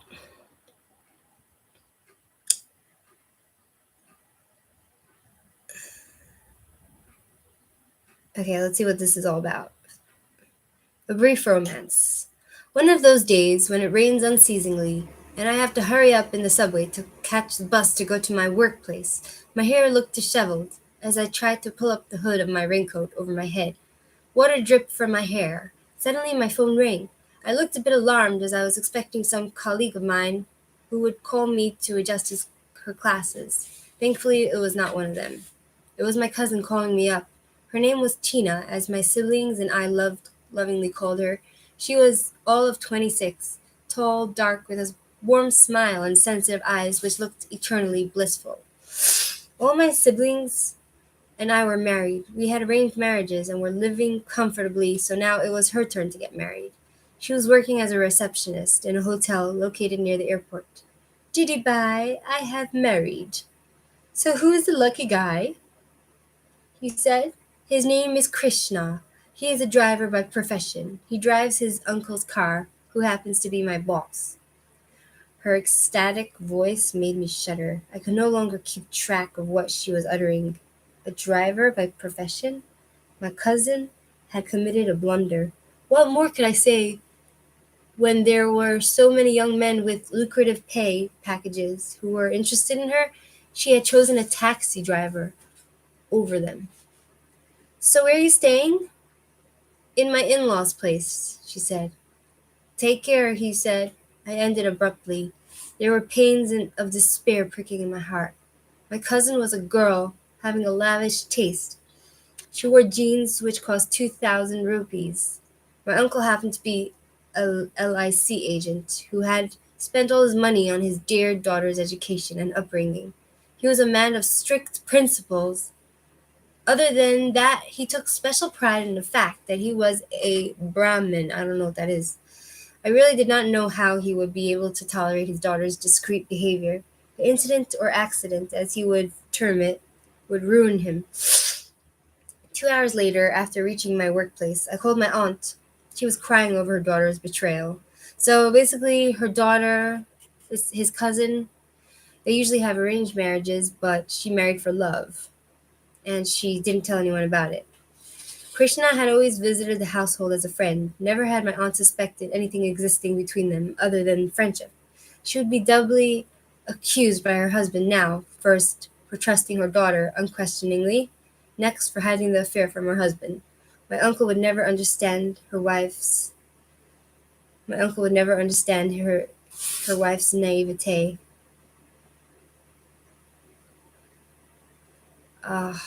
You serious?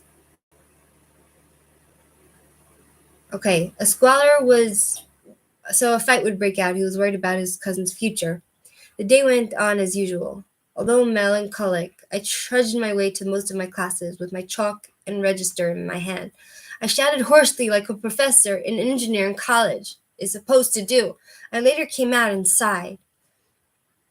If only my cousin had married an engineer. I spent 3 or 4 days quietly without talking with anyone. My aunt had lost her mother when she was 1 year old. Probably she deserved better in life, I thought, rather than seeing her daughter getting married to a low caste taxi driver. I am typically convent educated person, so my schooling had taught me restraint rather than getting involved in fits of passion. I supported my aunt over my cousin. Autumn leaves, I sarcastically meditated on her sudden marriage to this boy. I'm getting a feeling that this cousin had a crush on her cousin. Since Tina's marriage, 1 week had passed now. I had tried to hold all my premonitions regarding their marriage. My uncle was an angry and emotionally devastated man. Tina knew her marriage would not be accepted easily by her family. She had married in a Kali temple and moved to her in-laws' place. They were businessmen who owned 2 shops and a 2-story house. Tina had been welcomed to the house by her mother-in-law, but her father-in-law was adamant. He was of opinion that Krishna had married without consent, so he should try to provide for his wife instead of depending upon them. They had thus no option other than moving into my uncle's place. Krishna's uncle had removed both of them from their job, where they had previously worked. They both were now looking for a job. So basically, the young couple is being thrown out of their parents' house, her in-laws' house. So now they have no job. The young couple's struggle had begun together. With whatever little savings they had accumulated, they had rented a small house. They came every day for their meal to my aunt's place. Meanwhile, wow, it's really hard. Imagine not having food. Imagine they didn't even have money for food, so they had to go for 1 meal a day, starve the whole day, wait for supper or lunch. They're depending on them to not starve to death. I guess in these other countries, it's kind of that's the way it is,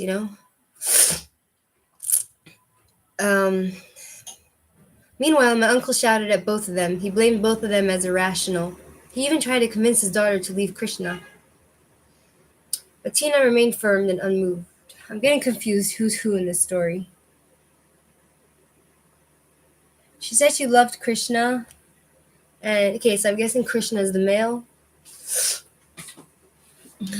Yeah. She said she loved Krishna, and come what may, they would stick together. After some weeks, the matter had settled down, he thought. I've hardly found the time to visit them. My mind had moved from a state of fear to a stage of gentle reconciliation. We were hoping for things to work out for themselves. One day, while I was asleep, my phone started ringing. As I picked up the phone, my mother's voice cried, "Tina has committed suicide. Your aunt is ill. She has been rushed to the hospital." I was shocked and petrified. On that fatal day, my uncle had scolded her and told her to stop eating at their place. She was angry and felt insulted and had walked out grudgingly. Nobody had followed her. She had slipped quietly into the house, taken a cord, fastened it to the fan, and hung herself. Her husband had found it, 15 minutes late. She was already dead by that time. I do not know what drove her to death. Was it love or reality that kept weighing on her soul? I knew no answer. I only know what happens when we fail to empathize. We end up losing our loved ones. Once again, it was raining today, and as I was getting drenched, I just hoped it washed away my tears and cleansed my heart.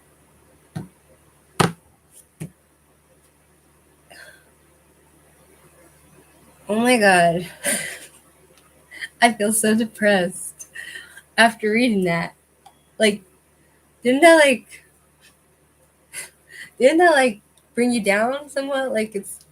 She married for love and because everyone was so nasty to her, she felt like she didn't even want to live for her husband anymore. They drove her to madness. I guess it was the realization that she got herself into this mess, and then she couldn't get herself out of it because, okay, what's she supposed to do now? She loves her husband. Her parents won't take her back. Now that she won't have food, they have no job. They don't want her. They're mean. Really depressing. That's a love story? That's a love story? I'm like shook. Come on. This is fucking shit. Excuse my love language.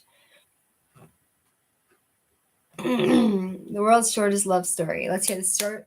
Let's hear the real. I hope this will be one that's not really bad. I hope this will be one that's better. Cause I'm like, that was depressing. Okay, the world's shortest love story. You want to hear this? Okay. A boy and a girl sit in the center of the world on a train going 98.8 miles per an hour. I don't think this is true, but let's see what happens. Boy nervously taps against the train window, hopelessly wishing she could speak to him. He buttons his shirt. She ties back her hair, waiting, a deep breath as the train slows to a stop. Boy steps off onto the platform, and the train starts again, pulling them farther apart, leaving only two ghosts of what could have been behind. What? What? What? Okay, let's hear short romantic love stories. Okay. A man bought 12 flowers, 11 real and one fake. He said, I will love you until the last flower dies. Isn't that cute? Okay, here's another one. A girl asked a boy if she was pretty. He said no. She asked him if he wanted to be with her forever. He said no. Then she asked him if he would cry if she walked away. He said no. She had heard enough. She needed to leave. As she walked away, he grabbed her arm and told her to stay. He said, You're not pretty. You're beautiful. I don't want to be with you forever. I want... Excuse me.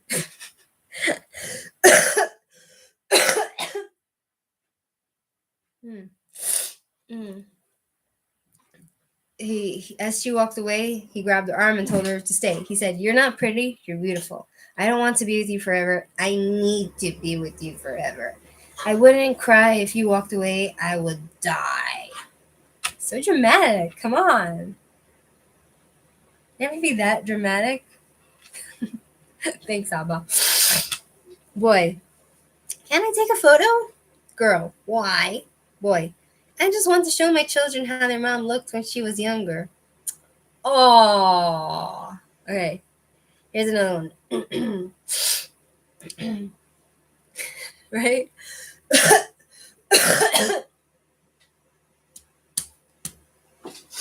One second, not done.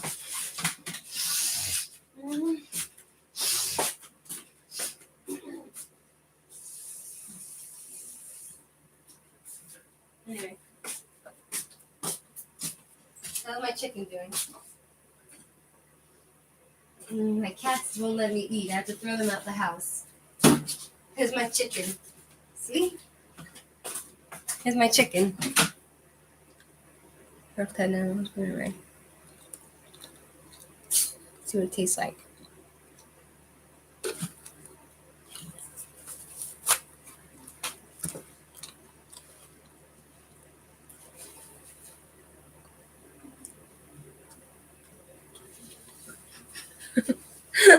I'm such a weirdo.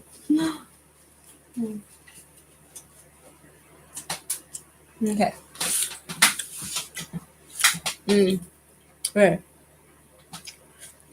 And then it's really good. I have to chew it. It's a bit dry. No, I put like 3 polkas of chicken in a soup, right? To give it flavor. And you see my cat, they come to me because they smell the chicken. You're a little bastard. I thought you want chicken. My cat would eat from my mouth. I'm serious.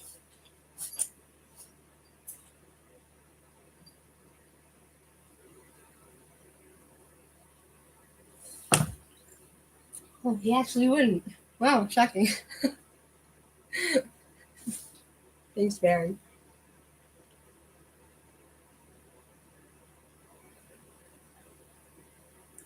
You won't need it. There was a girl named Becca and a boy named Joe. Becca was in a burning house. None of the firefighters could get in the house because the fire was too big. Joe dressed in one of the fire suits and got into the house. When he got up the stairs, the steps fell off behind him. When he got into her room, he sealed the door behind him. He held her tight, kissed her, hugged her, and then said that he loved her. She asked what was wrong, and he said that he was going to die. Her eyes widened as she began to cry. He picked her up and jumped out of the 4-story house. He landed on his back with her on top of him. He died to save her life. Come on, is this a true story or not? Come on, right?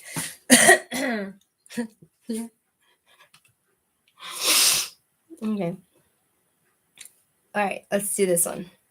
There was a girl who loved her boy so much, she said to the boy, "If I told you that I liked you, would you take it as a joke?" The boy said, "Yes, I would." She asked, "Why?" The boy replied, Because I know you don't like me. I know you love me." Ha ha ha. A girl and a guy were speeding over 100 miles per hour on a motorcycle. Girl, "Slow down, I'm scared." Guy, "No, this is fun." Hi, Princess Kadoji. Welcome. Girl, "No, it's not. Please, it's too scary." Guy, "Then tell me you love me." Girl, "Fine, I love you. Slow down." Guy, "Now give me a big hug." Girl hugs him. Guy, "Can you take my helmet off and put it on? It's bugging me." In the paper the next day, a motorcycle has crashed into a building because of the brake failure. 2 people were on the motorcycle, but only one survived. The truth was that halfway down the road, the guy realized that his brakes broke, but he didn't want to let the girl know. Instead, he had her say she loved him, felt her hug one last time, then had her wear his helmet so she could live even though it meant he would die. That's so sad. Is that even a true story? Is this true stories?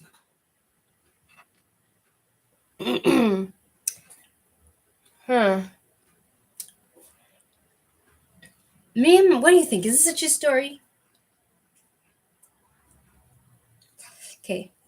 Me and a boyfriend were out to dinner, and there was an older couple sitting near us. All of a sudden, I heard the older couple. No? All of a sudden, I heard the older man say, "Remember when we were like that?" Excuse me. I looked at my boyfriend, and we laughed and giggled. When I turned back around, my boyfriend had a ring in his hand and said, "I can't wait until we're like that."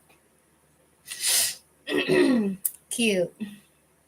Once a guy said to a girl, "Love is like a rainbow. It's colorful and makes people smile. Love is like an ocean.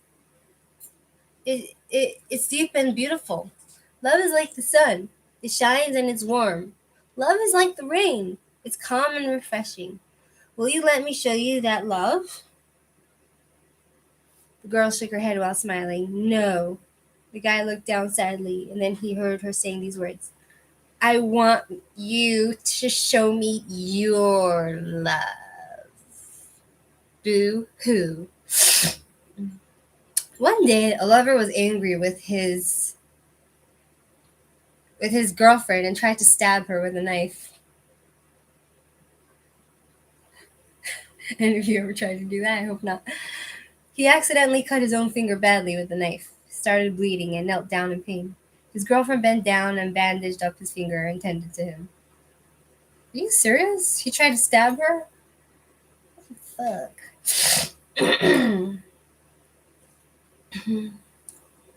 I feel like these stories are from the sublime to the ridiculous. There was a blind girl who was filled with animosity and despised the world. She didn't have many friends, just a boyfriend who loved her deeply, like no one else. She always used to say that she'd marry him if she could see him.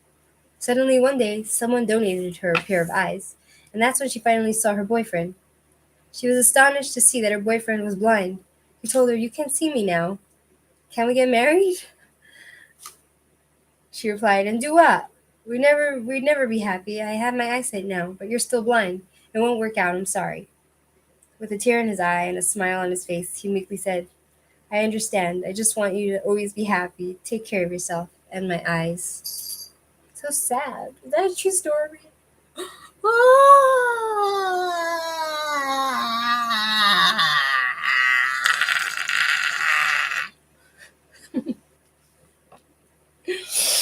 I don't believe it's true. I don't believe any of these stories are true. What a bitch. Boy, I would like you to do something important for me. Girl. Yes? Boy, when you get home today, thank your mom for me. Girl. Sure, but why? Boy, thank her because she gave birth to an angel who's put into my life and one day whom I hope will become my wife. Hi, Gloria. Woohoo! Welcome. Gloria is here. Gloria is here. Time to celebrate. Okay. When my boyfriend and I were 15, he wanted to give me a piggyback ride, but I refused because I thought I was too fat. He picked me up and said, "You better get used to this because I'm picking you up like this on our wedding day." We got married last week and he carried me just like he said he would. Oh! One night, a guy and a girl were driving home from the movies. You're welcome, Gloria. Thanks for joining. So I'm reading like short stories. I'm reading short love stories. I'm trying to find true love stories, but there's like not so many out there on the internet. I just thought it would be interesting to. Come on, shake. Can you shake it? Amber, can you keep it straight? There you go. Come on. Why do you keep bending it? Keep it straight. Straight.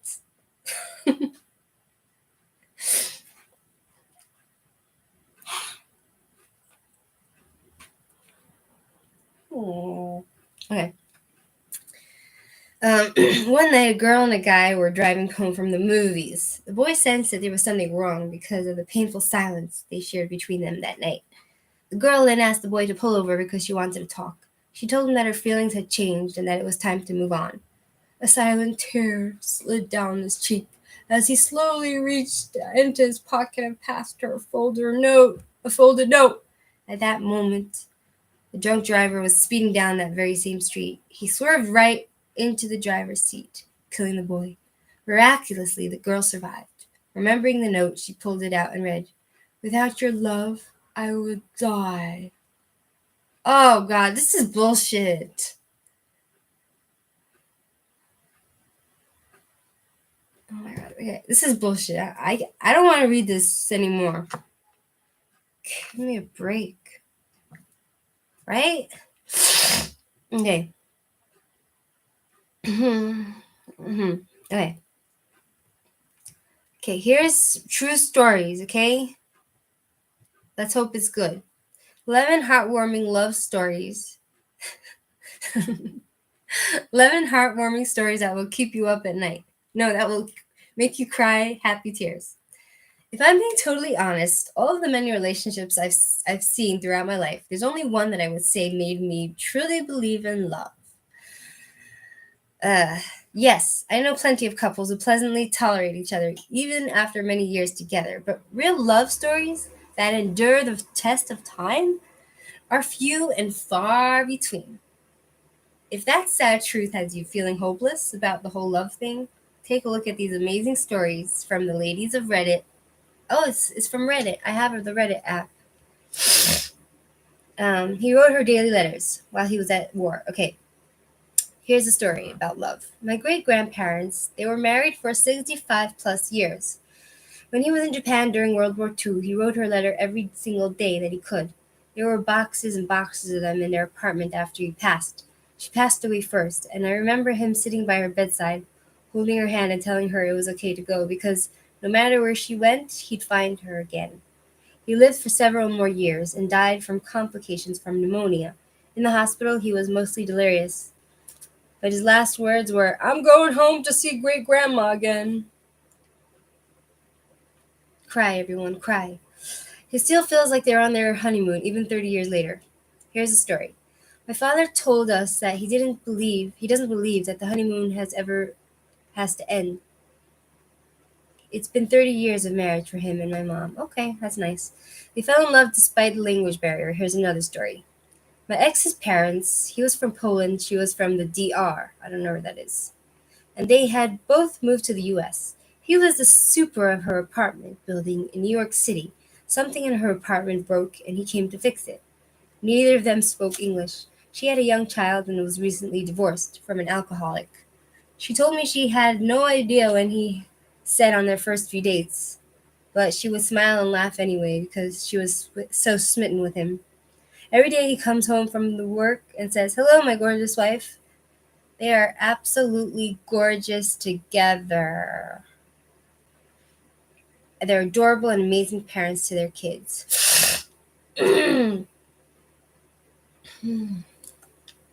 As far as he was concerned, it was always him. It was always her. I'm sorry. So here's another story. Okay. Can't speak for the distant future, but a guy I knew in high school was perpetually single. Not because he couldn't have gotten a girlfriend, he was very attractive, but because he had his sights set on one particular girl for about 2 years before she caught on and asked him out. This was 2011-ish. Yeah, I actually went on a date, Abba, with a few guys that didn't know English. It was horrible, just horrible.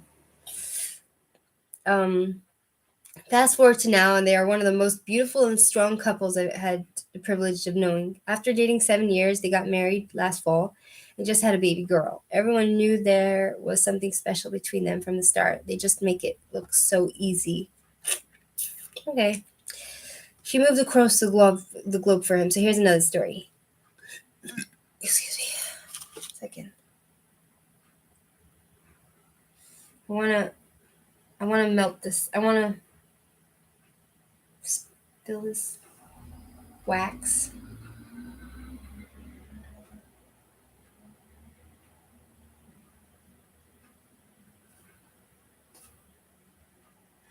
It's not gonna help anything.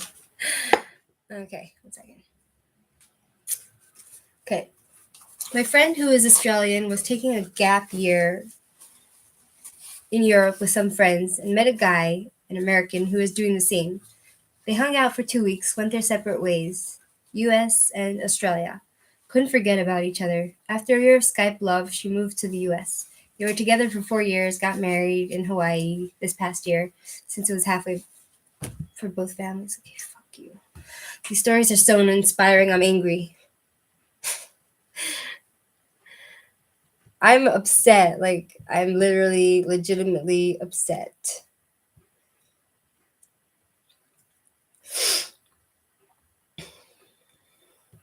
Okay, let's find the true love stories. Here. 25 short love stories that will make your heart explode. Short love stories. 1. It's been said. Hugging, they pledged forever and locked it with a kiss. 3. He whispered, "I'm doing nothing." Okay, so this is stories. So let's get reading. Come on, let's get reading. That's not like the. I feel gypped. I feel gypped from Google. You want to hear funny jokes? Short love stories? Maybe it'll be good. Okay. A beautiful tale of love. This is jokes, okay? A middle-aged gentleman walked into the makeup section of a department store. The salespeople approached him, assuming he was buying goods for his significant other. To their surprise, he begged them to teach him how to put on makeup. They were a bit taken aback, but seeing as the store was not particularly bustling at that hour, indulged him. He took detailed notes throughout the rather thorough lesson, and finally, at the end, they simply couldn't hold it any longer and asked what had inspired him to learn this art. He replied, "My dear wife recently lost her sight in a terrible accident, and so she can't put on her own makeup anymore. We've been married over 2 decades, and she knows I think she's the most beautiful woman in the world, no matter what. But when we go out nowadays, she doesn't have the confidence she used to have. I came here because I wanted to be able to put her makeup on for her so she can feel as beautiful on the outside as I know she is the inside. This is like stories I've heard before. Are there no stories I haven't heard before?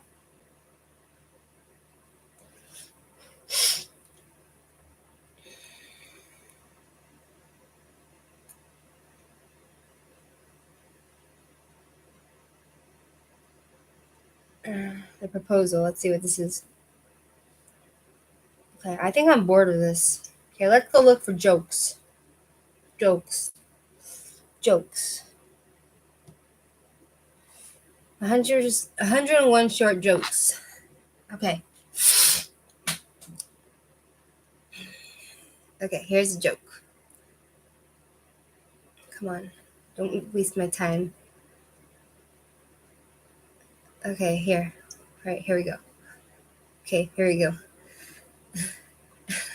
Yeah. Looks like you're ready. All right, okay, here's jokes. Tell me if you understand them. Okay, now they want me to do the email. Okay.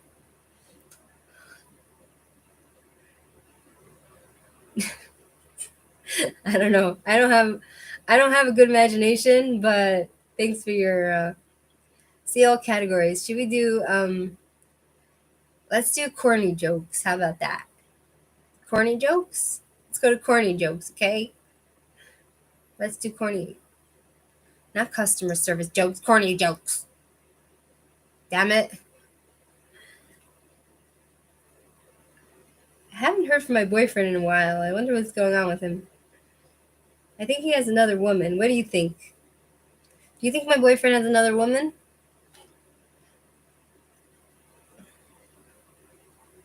Okay.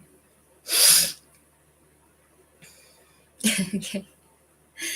When my local barista handed me my change, one coin stood out. Look at that. You rarely get one of these wheat pennies nowadays, I said, tapping the sheaf.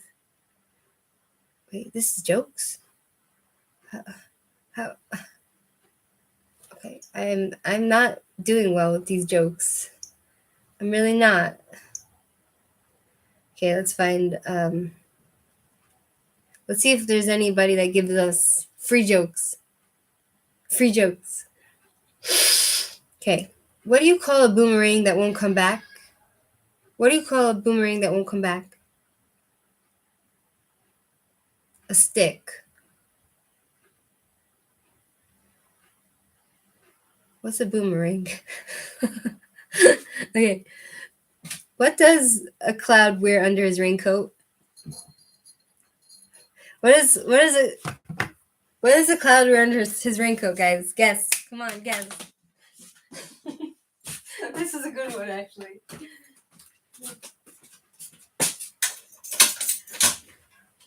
Coming in or out? Wow. Come in.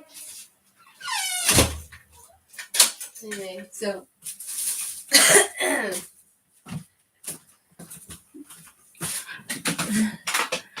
okay, what does a cloud wear under his raincoat? Thunderwear. Laugh, guys, it's funny. Two pickles fell out of a jar onto the floor. What did one say to the other? Two pickles, think, guys. Think. Two pickles fell out of a jar onto the floor. What did one pickle say to the other? Can you guess? Come on, think. Come on. Hello, I'm waiting to hear from you. You want to know what he said? Fine. He said, "Deal with it." Like, dill. Okay, what time is it when the clock strikes 13? What time is it when the clock strikes 13?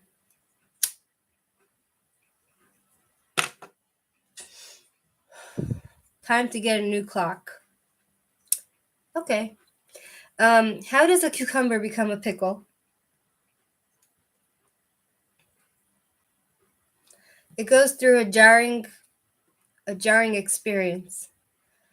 What did one toilet say to the other? What did one toilet say to the other? This is a good one. This is actually a good one. What did one toilet say to the other? You look a bit flushed. They're corny jokes. They're not that funny. What do you think of that new dinner in the moon? That new diner on the moon? What do you think of that new diner on the moon? Food was good, but there really wasn't much atmosphere. Ha, ha, ha. Okay. Why did the dinosaur cross the road? Because the chicken wasn't born yet. Ha, ha, ha. Uh, why can't Elsa from Frozen have a balloon? Because she will let it go, let it go. Can't hold it back anymore. What musical instrument is found in the bathroom? What musical instrument is found in the bathroom?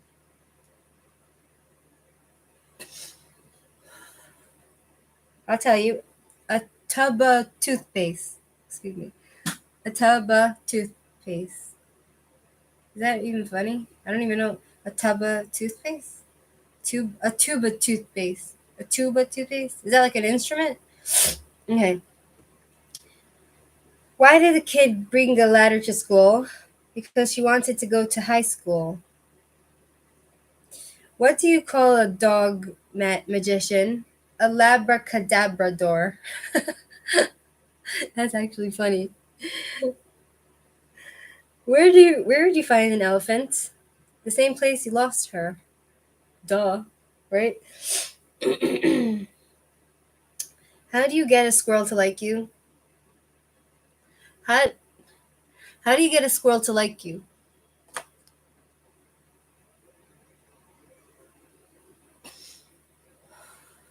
Become a nut.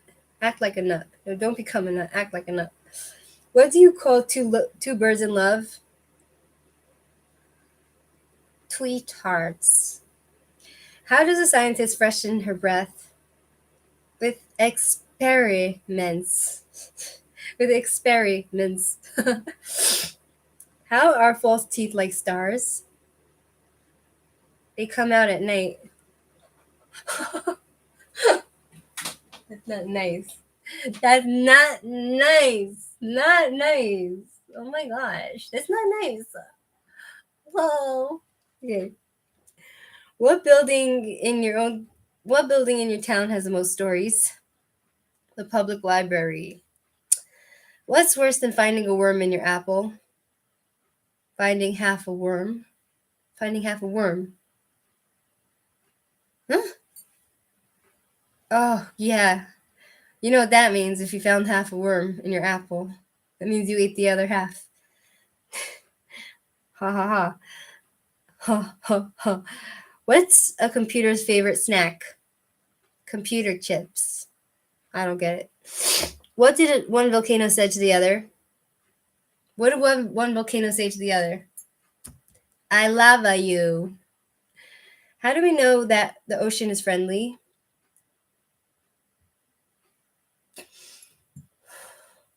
How do we know that the ocean is friendly?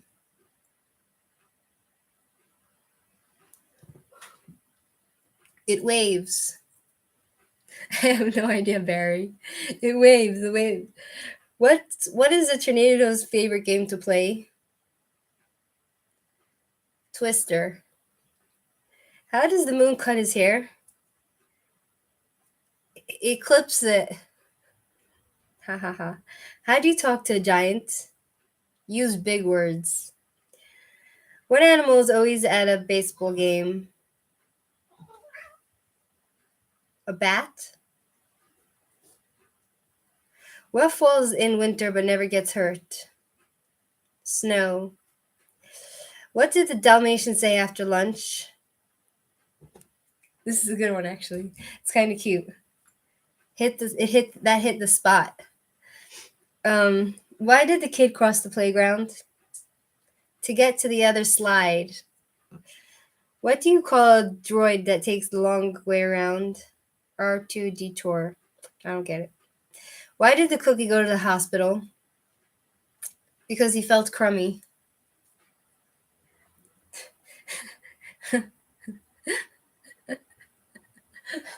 It's actually funny.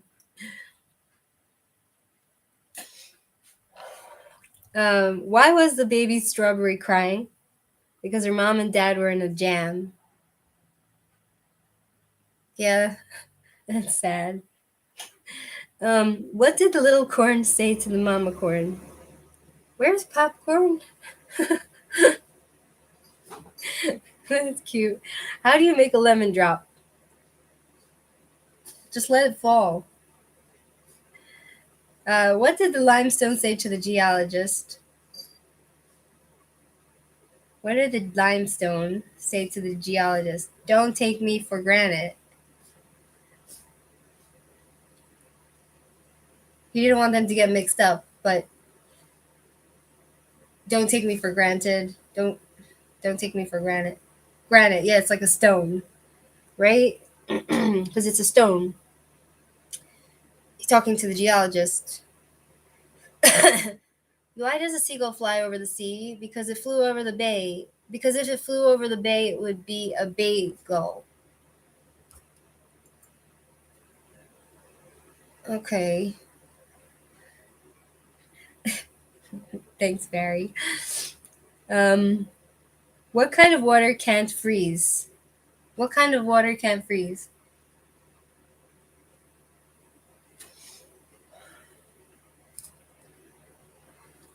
Hot water. What kind of tree fits in your hand? A palm tree. What do you call a dinosaur that is sleeping? A dino snore.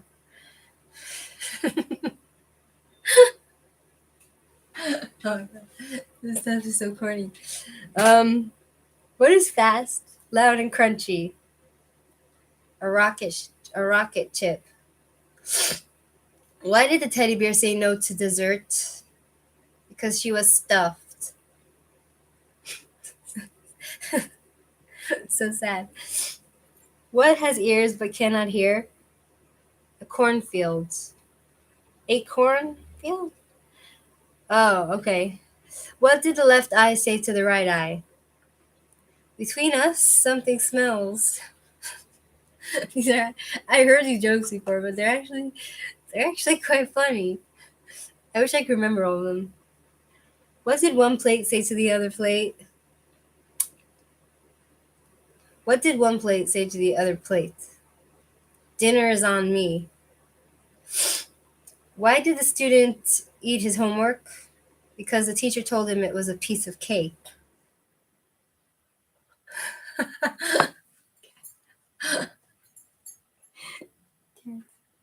You can't. You can't. It's actually funny. Okay. When you look for something, why is it always in the last place you look? Because when you find it, you stop looking. Okay, what is brown, hairy, and wears sunglasses? A coconut on vacation. What is brown, hairy, and wears sunglasses? A coconut on vacation? What? Okay. Funny jokes for kids.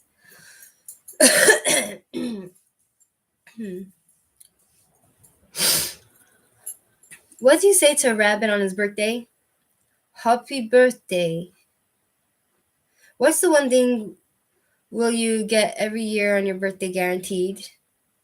A year older. Why do candles always go on the top of cakes? Excuse me. Why do candles always go on top of cakes? Because it's hard to light them from the bottom. Okay. Excuse me. What do cakes and baseball teams have in common? They both need a good batter. Ha ha ha. What goes up but never comes down? Your age. What does every birthday end with? The letter Y. What did the tiger say to her cub on his birthday? It's Roar birthday. Why did the girl put her cake in the freezer? She wanted to ice it. Why did the girl put her cake in the freezer? She wanted to ice it. What does that even mean? Does a green candle burn longer than a pink one? No, they both burn shorter. Why did the little girl hit her birthday cake with a hammer? It was a pound cake.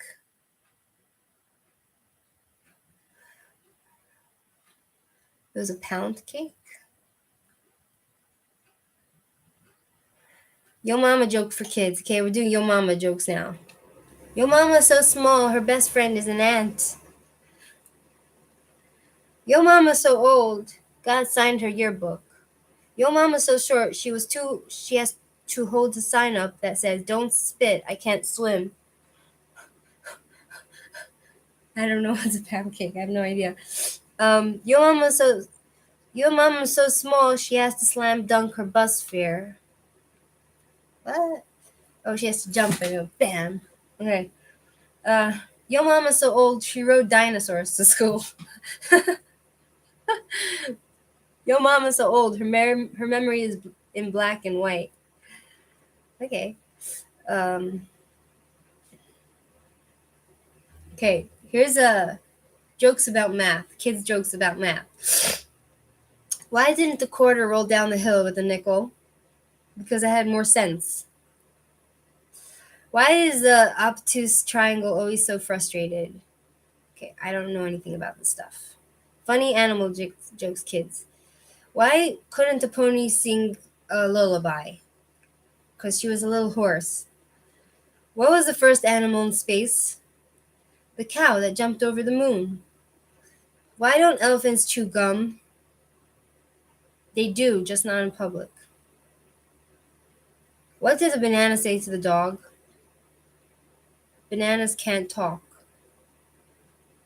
How do you make an octopus laugh? With tentacles. With tentacles. Like tentacles? Tentacles. What do you call a sleeping bull? A bulldozer. Bulldozer. How do you fit more pigs on a farm? Build a skyscraper. What did the farmer call a cow that had no milk? An utter failure. An utter failure. What do you call a cow that won't give milk? A milk dud. Why do fish live in salt water? Because pepper makes them sneeze.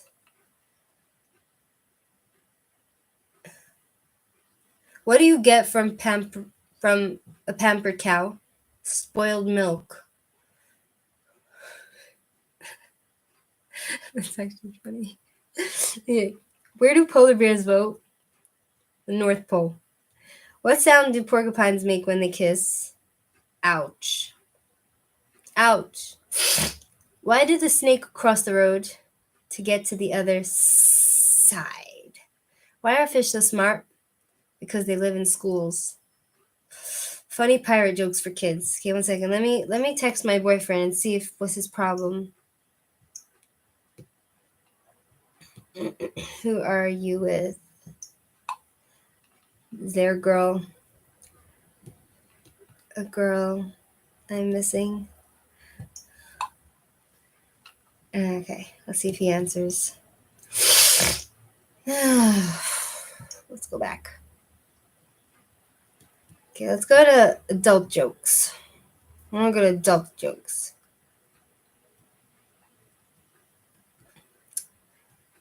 Funny random jokes. Come on.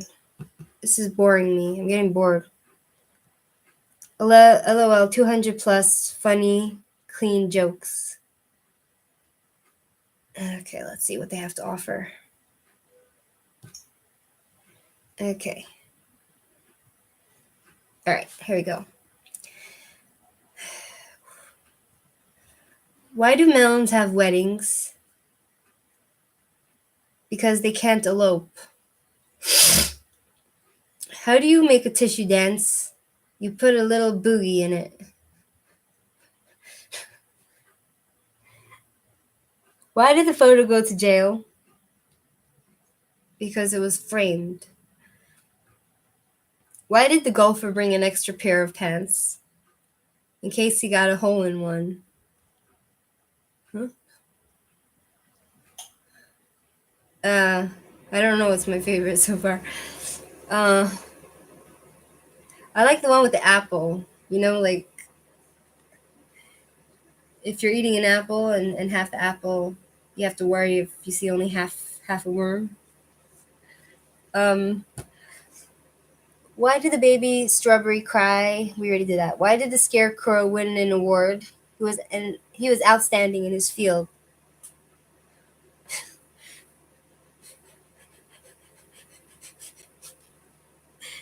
What kind of jewelry do rabbits wear? 14-karat gold. Um, oh, that's cute. Where do polar bears keep their money? In a snowbank. What do you call a factory that makes okay products? A satisfactory. What did the ocean say to the sand? Nothing. It just waved. Why couldn't the sailor learn his alphabet? He kept getting lost at sea.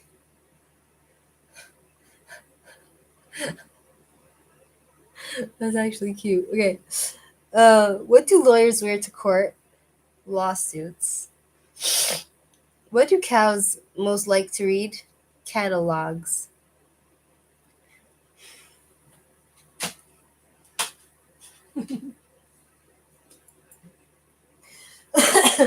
Yeah.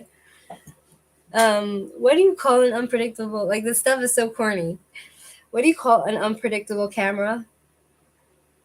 A loose cannon. Why did the inevitable man? Why did the invincible man turn down the job offer? Why did the invisible man turn down the job offer? He couldn't see himself doing it.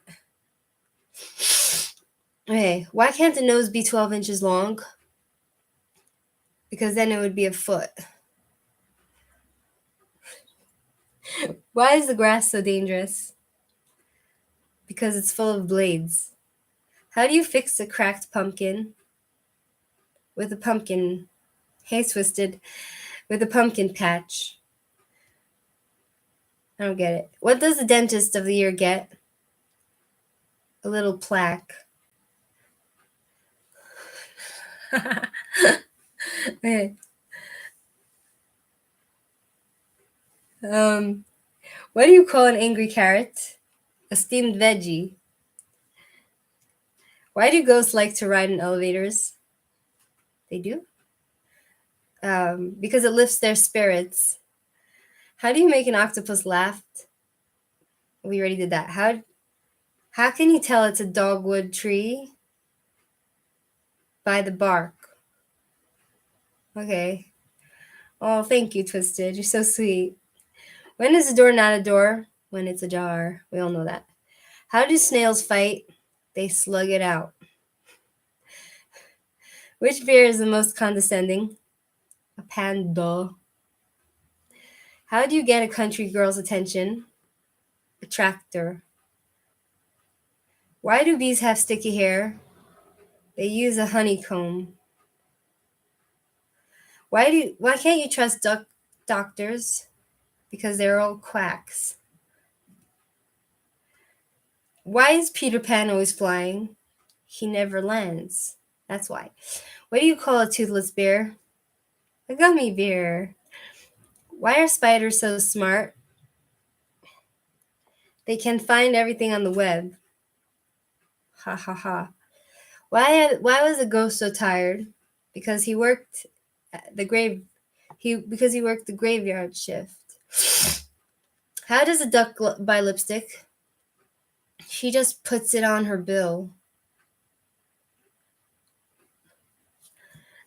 Which school subject was the witch's favorite? Spelling. What do you call somebody with no body? What do you call someone with no body and no nose? Nobody knows. What do you call a blind dinosaur? Do you think he saw us? Do you think he saw us? I don't get it. What do you call a priest? What do you call a priest who becomes a lawyer? A father-in-law. Ha ha ha. Why do cows have hooves and not feet? They lactose. They lactose. What do you get when you cross a snowman and a vampire? Frostbite. Why do Waldos only wear striped shirts? Because he doesn't want to be spotted. Okay. What do you get when you cross a cactus and a pig? A porcupine. Ha ha ha. How do you tell if a vampire is sick? See if he's coughing. Why do sorry. These jokes are so corny. Why do pancakes always win at baseball? Because they have the best batter. Why couldn't the couple get married at the library? Because it was all booked up.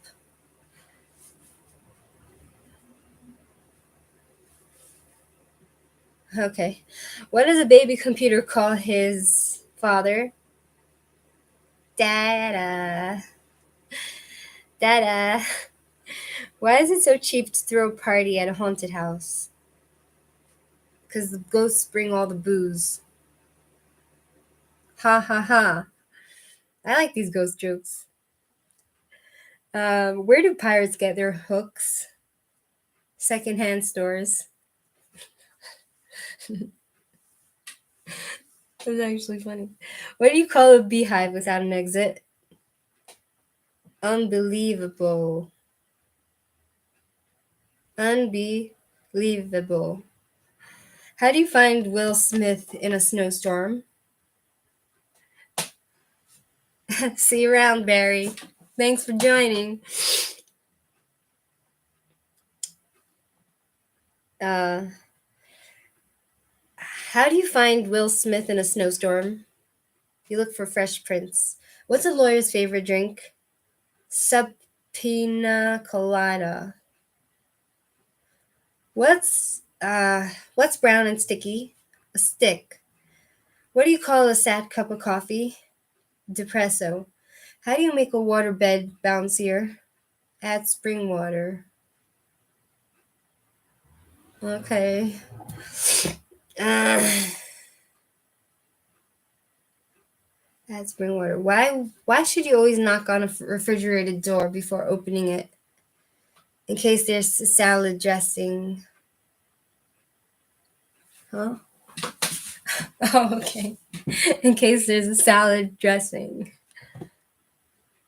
That's cute. What happens when frogs park illegally?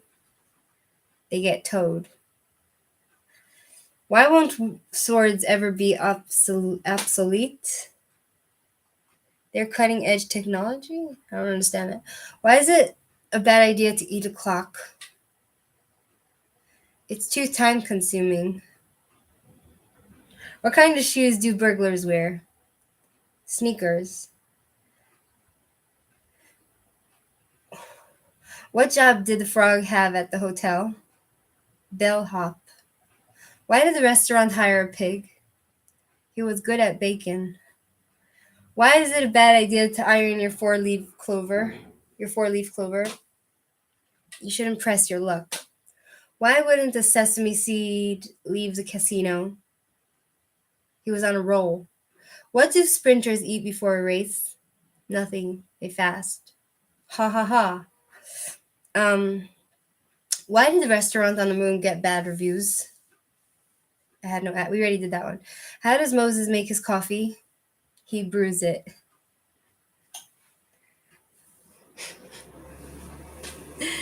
What do you call a shoe made from a banana? A slipper. Why was the coach yelling at a vending machine? He wanted his quarterback. Why don't they play poker in the jungle? Because there's too many cheetahs. What did the termite say after walking into a bar? Is the bartender here? Huh? Why did the stadium get so hot after the game? Because all the fans left. What do you call a fake noodle? You know this, guys. What do you call a fake noodle? Think of it and tell me. Let me know in the comments. I'm waiting. Excuse me. Waiting.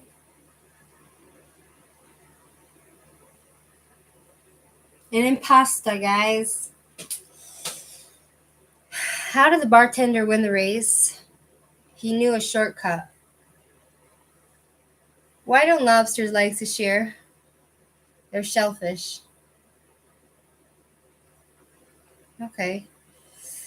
What do scholars eat when they're hungry?